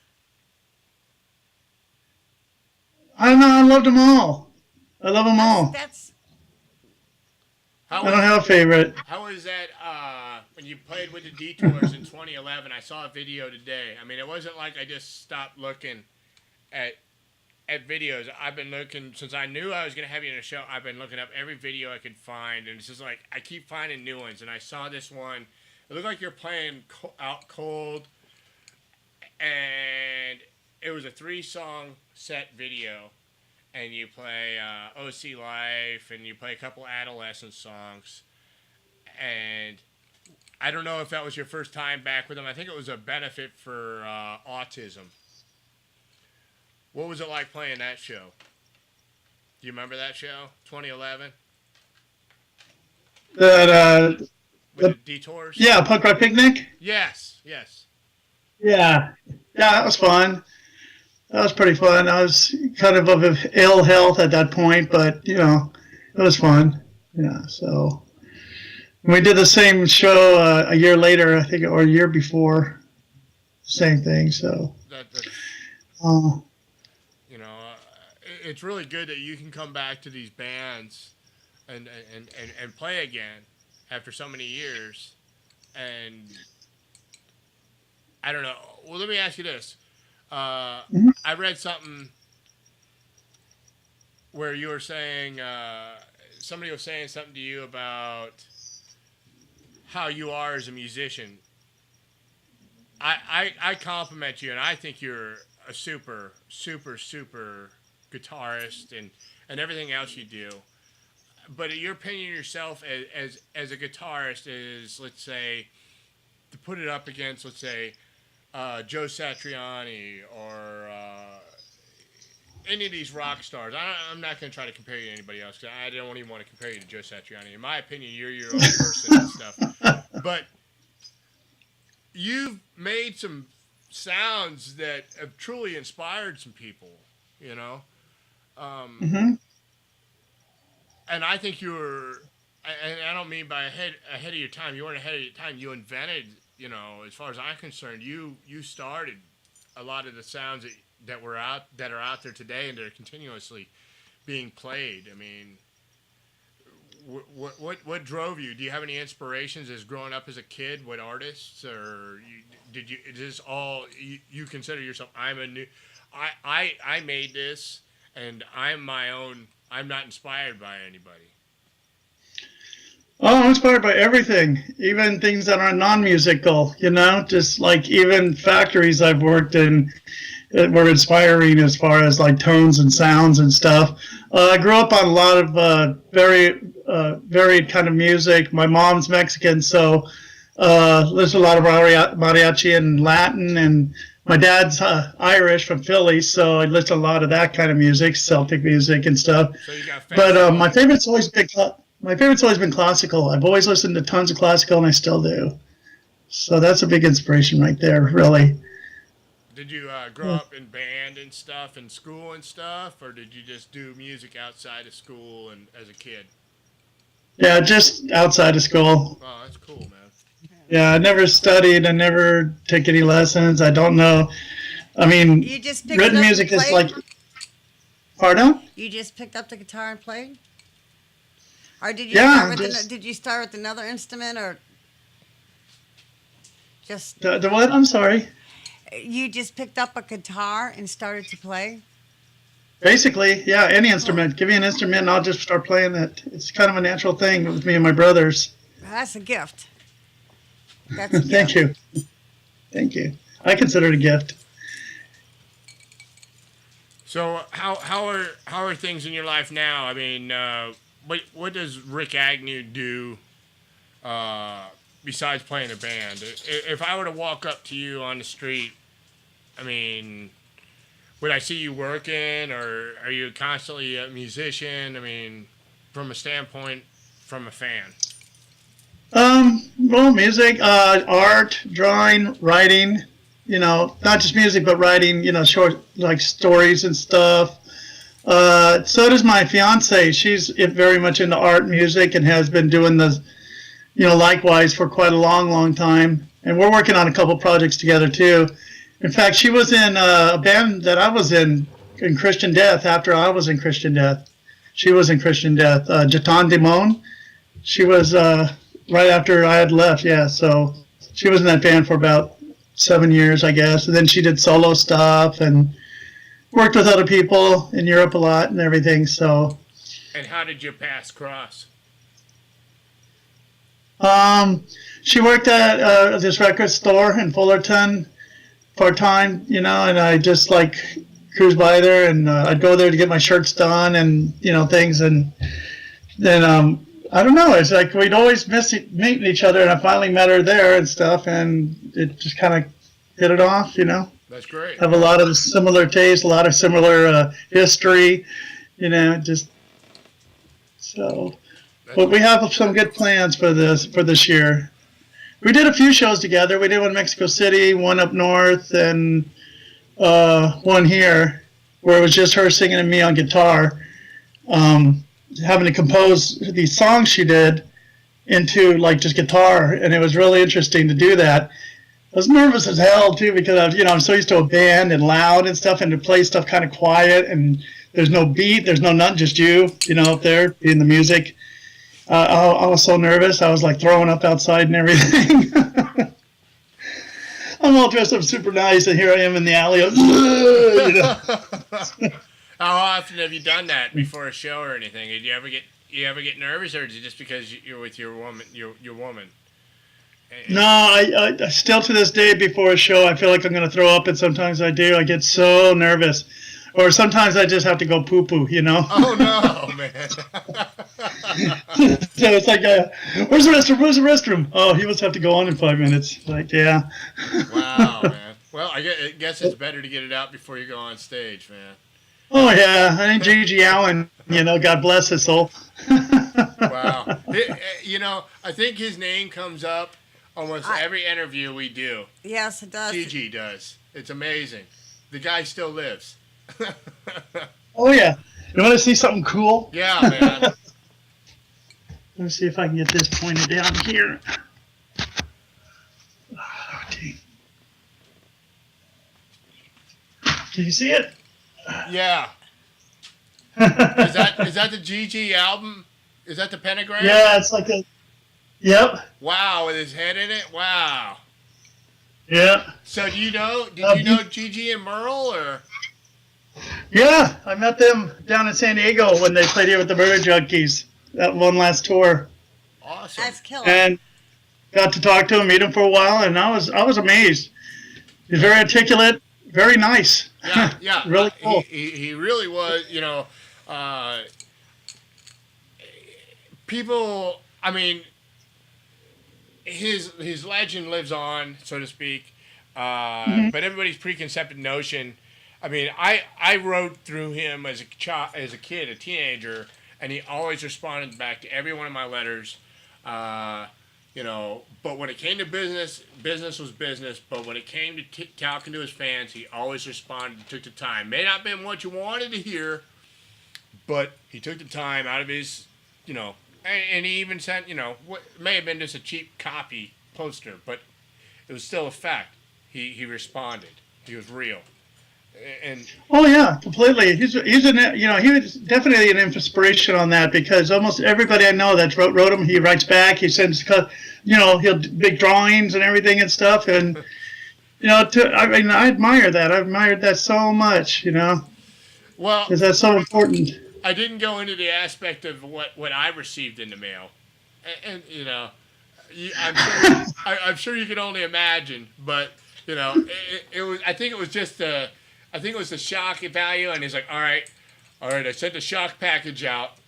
After this, if this guy writes me again, I'll correspond with him freely. It was a hot summer day in Florida, and I opened up the mailbox, and I only felt sorry for my mailman. We'll just put it that way. He sent you some DNA. Yes, sir. And and I knew it was coming, and I cut it open, and it dropped into the garbage, and then I read his letter very, very gently, and it was. I had my cousin there I hadn't seen in like 10 years, and I said, I just got a bag of shit in the mail. And he's like, get the hell out of here. And that drove my mom to get up out of bed. And my mom got up out of bed, and she said, what, Eric? And I said, I just got a bag of shit in the mail. And she says, no, you didn't. And then the cat we had back then jumped into the garbage can and pulled it out. Simultaneously. It was like perfect timing. And it was like, there it is on the floor. G.G. Allen. And she's like, oh, my God, Eric, you can't correspond with this guy anymore. She was worried for years that G.G. Allen would come to our house. But, Oh, that's beautiful. Yeah. So everybody's got their own stories. I got to meet him. I got at a record signing in Tampa. I think it was a year before he died.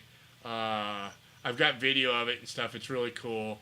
But I always remember him as class act, and not what he's being portrayed as this wild, crazy Ozzy Osbourne. I bit a bat off a head off a bat, Right. So that's no, good. it's just like what John Wayne Gacy said about him. What he does behind what he does is definitely a genius, a mind. Yeah. And the guy was not just some wacky, missing link, poo flinging idiot or anything at all. I mean, if they listened to what he was saying, like on those talk shows and everything and stuff, it made perfect sense what he was doing. Yeah. And then when they would keep attacking him, it just like, especially that Jerry Springer idiot. God, man, I would like to make his net wet. I'm telling you. Just like some police officers are on my shit. Oops, sorry. You look at Jerry Springer, and he started off as it was just after Morton Downey. I don't know if you had Morton Downey, and I know you had Wally George out there in California. But did you ever make it on that show, Rick? No, but I knew a lot of kids and a lot of punks who did, and a lot of them became like really hardcore, like racist skinheads and stuff. Wow. It was kind of scary. Kind of had a weird effect on a lot of kids around here. Well, so yeah, I think that between Wally George, Morton Downey, and then it just kind of transcended into between Geraldo and Jerry Springer. I mean, and then Jane Whitney. I mean, all the outlets were there, and they were portraying him as this tyrant. This. This guy that was gonna rape you and do this and do that, and it's just like, he's not like that. I mean, not at all. Anybody that knew him was like that. So I wasn't gonna try to touch too much on the adolescents tonight, but yeah, no problem. You started out with them on the Blue album, correct? Mm-hmm. You had a 7-inch too, though. Were you on the 7-inch? Oh no, the 7-inch was after I had left. Okay. Was your brother on there with you? On the blue one? Yeah. Oh yeah, Frank, yeah. And then the second album we did later in '86, the Brats of Battalions. Yeah, that one had both my brothers on it. Well, in the recording of it, and then later on when my brother left, my brother Alfie, that was in DI with me. Yeah, he played with the Adolescents for a while. So it's all a family affair, No, that's great though, man. I mean, if it wasn't for your DNA, a lot of music wouldn't be out there today. I mean, you guys inspired. I mean, I can't even count how many times just OC Life I've seen so many different covers and so many different versions. I mean, if that's not a tribute to you itself, I mean, I don't know what it is. I mean, it's a great song. It's in my top 10. Thank you. You're welcome. I don't know what to say, man. I mean, Dreb, take it away. I'm sorry, I was just trying to get in my computer. All right, excuse me, Rick. What horror is your favorite? Pardon? What horror was your favorite? Which, I'm sorry, I'm having trouble hearing. I don't know why. It's really hard to hear. Which tour? Tour? Yes. Was your favorite? Oh, tour. Oh gosh. There goes another one of those questions. I don't know. All of them. Yeah, okay. How did you like playing in Europe? How was it playing in Europe? Yeah, how did you like playing in Europe? I love playing in Europe. How did you... Yeah. I know. I'm pretty sure it was with Christian Death in Berlin, Germany. Yeah, it was. Well, it was a form of Christian Death. It was CD 1334, which was basically somewhat of a tribute to the Only Theater Pain album. Great album. Is what it was. I had friends that were at that show. I had missed it. I had just arrived there right after y'all played, and that's why I heard about it from a week from my friends. They had a great time. They loved it very much. Definitely. Oh, awesome. Berlin's a great town. Have you ever played Florida? Yes. Whereabouts? Ybor City? Ybor City? Ybor City. City? Yeah, that's that's right around the corner from us. We're right on the beach over here in Clearwater. Okay, yeah. Oh, okay. Yeah, Christian Death in 89-90 when we did that reformation with Casey from the band Amen and Roz and Eva were doing the singing. And that was that was the did a couple shows down there with Jenna Torturers. Oh, nice. Yes, nice. At the Ritz Theater. I think it was the first original Ritz. Wow. What are the chances of you getting back together with them? Have you talked about that or anything? Or Nah, ain't gonna happen. Never. No, that's cool. I guess Eva's doing her own thing, and she's happy with that. And of course, Roz is, at the next place, doing whatever he's doing. Right. So, and once again, James is nowhere to be found. George is still a policeman in St. Louis or wherever, in Missouri somewhere. A cop, huh? Yeah. Wow. Somebody was squeaky clean. How about 45 Grave or DI or anybody? You got anything in the works right now with other bands, or are you just focusing on the one we were talking about earlier?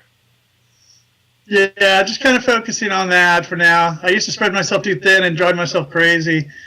So, so I just kind of trying to keep with a couple things, Well, that's great, though, man. I mean, it shows you still got the spirit in you, man. I mean, you've been doing it, 30 plus years? I'm sorry to remind you your age, but it's like... Oh, that's okay. I just turned 55 last month. Well, congratulations. Yeah, that's Thank you. I made it. Can you believe it? I can't. Yeah, well, I didn't think I was going to make it to 40, and I did. It's like pulling out a T-shirt and looking at your shirt and saying, man, that was just a couple years. And then it's like 1989, 30 years ago. Damn. Time flies. I agree with you, Rikk. Very much so. Same age bracket. Definitely. So what do you do to go have fun when you want to enjoy yourself? Do you like to see a film? I like to go see other bands play, friends' bands. For the most part, though, I just, I don't know, I just like walking a lot, just kind of tripping in the city, because that's where Jatan lives in downtown LA. And, that's where I spend a lot of my time. Right now I'm visiting my parents in Fullerton. We had a really bad thing happen yesterday where they just basically let 2 cops go completely free.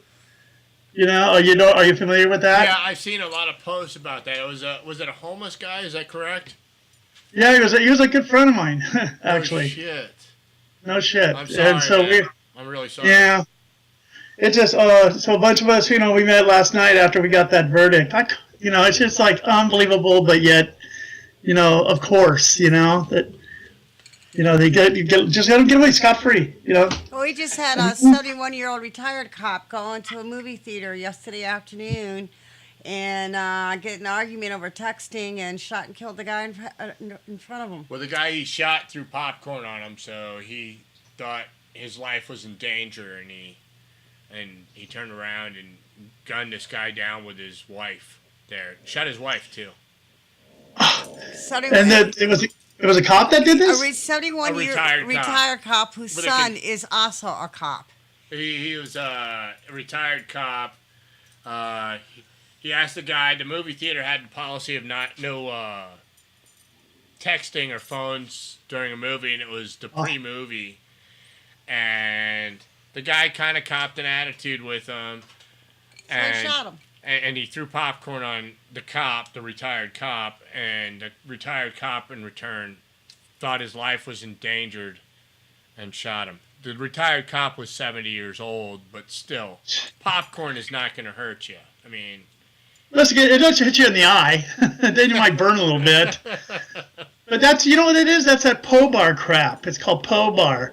It's some kind of legislation where if a cop feels threatened for any reason or whatever, he can go as far as he wants, basically.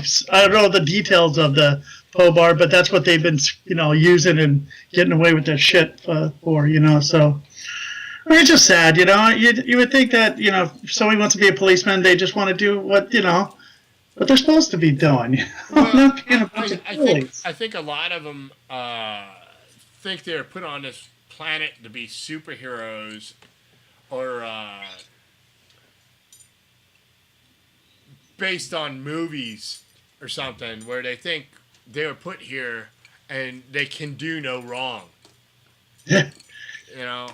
And it's just like, hello, come on, man. You know, snap out of your fucking comic book and welcome to the real world. Think about it. I mean, I think a lot of these things that they do would just take a couple seconds. I mean, I see these animal cruelty cases where they overreact to a dog that's chained up. It's clearly it's not obstructing them. And they gun them down. It's like, I'll take care of the situation. And it's like, really? Can you just walk around? I mean, is it really that vital? You have to, you know, so what? You got to walk 20 feet around. You know, if somebody's got an axe and they're coming at you, if you just stay away from them and they're clearly inebriated, do you have to shoot them in the fucking heart? You know, do you have to shoot them in the knee? Yeah, exactly. You know? Well, our condolences for sure. Yeah, absolutely. I'm really sorry about your friend. I've been seeing a lot of posts on that, and you know what's probably gonna happen is there'll be so much upcry and stuff. It'll be retried, I hope, or go to a grand jury or something. I mean, you know, we've had the judicial system in Florida. We've had Casey Anthony get off. We had the guy with the gun that shot Tavon Martin get off. So I can't speak on the judicial system in Florida, but overall I think it's fucked up. Real fucked up. Yeah, it is. It is. Why can't they just make them watch, you know, all the Police Academy movies and act like that? You know? I mean, gosh, you know, if you're going to go in fantasy world being Man in Blue, you might as well, you know, be humorous about it. Jesus. Yeah. But, oh well, enough cops. So if anybody wants, do you have a website or anything? I mean, I know you've got a Facebook page, your personal page. How would you recommend people get a hold of you, to get in touch with you, or get your material, or get up to date with what's going on with Rikk Agnew? Yeah, I have one called, it's on Freehostia, or Freehostia, FREEHOSTIA.com. So it's, I think it's like www.rickagnew.freehostia.com, or it's reversed, or freehostia.rickagnew.com. I'm not sure. Isn't that terrible? I don't even know. No, it's okay. I'll get a hold of you later on, and you can send me that info, and I'll repost it on our page and wherever else need be.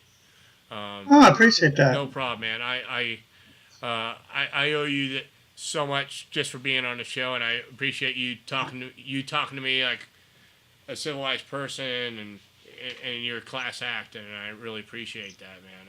I show nothing but respect to you, and I owe you that. Thank you so much, and thank you for having me on your show. I really appreciate it, man. You're awesome, man. Really, really. Thank you. So are you. Cool, man. Yeah. Anything you want to get out there? Anything on your mind? I mean, we'd love to hear from you. I mean, you know, 2013's over. 2014. What do you bring? What does Rikk Agnew bring in 2014, man? A whole lot, man. A whole lot. That's awesome, a lot of things ready to come out, you know. So hope to travel a lot. Hope to be seeing you out there and everything and stuff. I'm supposed to be hooked up with somebody named John Henry. He books a place called, I don't know, I guess it's been around for forever. It's in Miami. Oh, yeah? It's, are you familiar with it? She might be. I can't think of the name of it right now. Yes. It's on a corner. Yes, it's on the corner. It has been there for like, yes. Churchill's. Yes, thank you. Churchill's. Yeah, Fang just played there last year. Yes, Churchill's. Oh, okay, awesome. Yeah. That's what I want to, yeah. I have a good friend who's connected with the John Henry guy, I guess, that does that. She used to go out with him, in fact. She's the one that does those videos, like, by the Fags and by the Yeasty Boys. Yeah, that one, too. Yeah, man, that's some good stuff, man. It looks like it's top-notch. I was really impressed with all that video work. I subscribed to him on YouTube. I'm really impressed, man. I would preach them. You know, you did that on your friend's video. I would do it on here. You know, feel free to promote anything you want on here, because Thank you. I want you, you know, the legend of Rikk Agnew to be out there, man. Awesome. Appreciate it, Eric. No problem, man. I'm so glad to have you. I want to have you on here again, too, man. So maybe in the future we can get you back on here. If you'd like, I'll make you a moderator on the page so you can promote anything you want. You can come and go as you want on the page, put shit on there. Nobody has to know it's you. You know, you're one of those people that has to be heard, man. Okay. Yeah. So I want to let you know I'm glad to have you on the show tonight. I'm gonna play some videos by you right after we get off with you, and some more Rikk Agnew and some other bands. So if you got time, I'll send you the videos and stuff. I'll edit this video, and you'll get to see all this, and you know, check it out and put it on your page or anything you want. Feel free. Thank you. I really appreciate it, man. That's totally cool. And I'd like to say hi to all my friends and my mom who's watching. Hi, Mom. And my daughter, Paulina. She's, you know, I don't know if she's watching or not, but I know she'll probably see. How old is she? She's 22. And very cool. I hope she's listening too. Is this I saw you do a video where you're in your house and you're showing a picture of her in your wallet. Is this your daughter that is doing something with Disney? Yes, it is. That's yes, awesome, man. Great. Congratulations. And it sounds like she's doing something. You said that she's been wanting to do this since she was a little kid. Oh, yeah. That's great, man. That means that's good parenting, and you inspired her, and that's kudos to you, man. Thank you. You're welcome. Well, I certainly hope to have some new things coming out for you this year. That'd really be very cool. Very cool. Okay. Are you recording off any label or anything now? No, just doing it, on my own, and just, through people like Powerball, and then there's somebody else in New York who wants to do a single, so I'm just, one-on-one-ing it and just. Cool. Yeah. Well, I have some people I may want to introduce you to, and maybe you can get your creative juices together, and they're on the West Coast over there, so maybe we can introduce you to some new people and get your creative juices going, and maybe kick something else out. I'd love to. That'd be great. Cool, man. Well, ladies and gentlemen, on the Ed Show, Rikk Agnew, class act, Hall of Famer in my opinion. Maybe that's what I'll do. I'll make the Ed Show Fanzine Hall of Fame, and you will be our first inductee. How's that sound? I would love it. I'd be honored. I would be completely honored, sir. Awesome. I will make sure that I'll have a picture of you on my wall, and you'll be home. We'll make it next time you see it. We'll induct you into it. How's that sound? Excellent. Great, Rick. Excellent. I'll have to start writing my acceptance speech, though, okay? Okay. I'll give you plenty of notice, man. All right. Thank you, Rikk Agnew. Have a great night. We'll talk to you soon, Rick. Thank you guys so much, man. You have a good night. Take care. Have a good one. Bye, everyone. Bye-bye.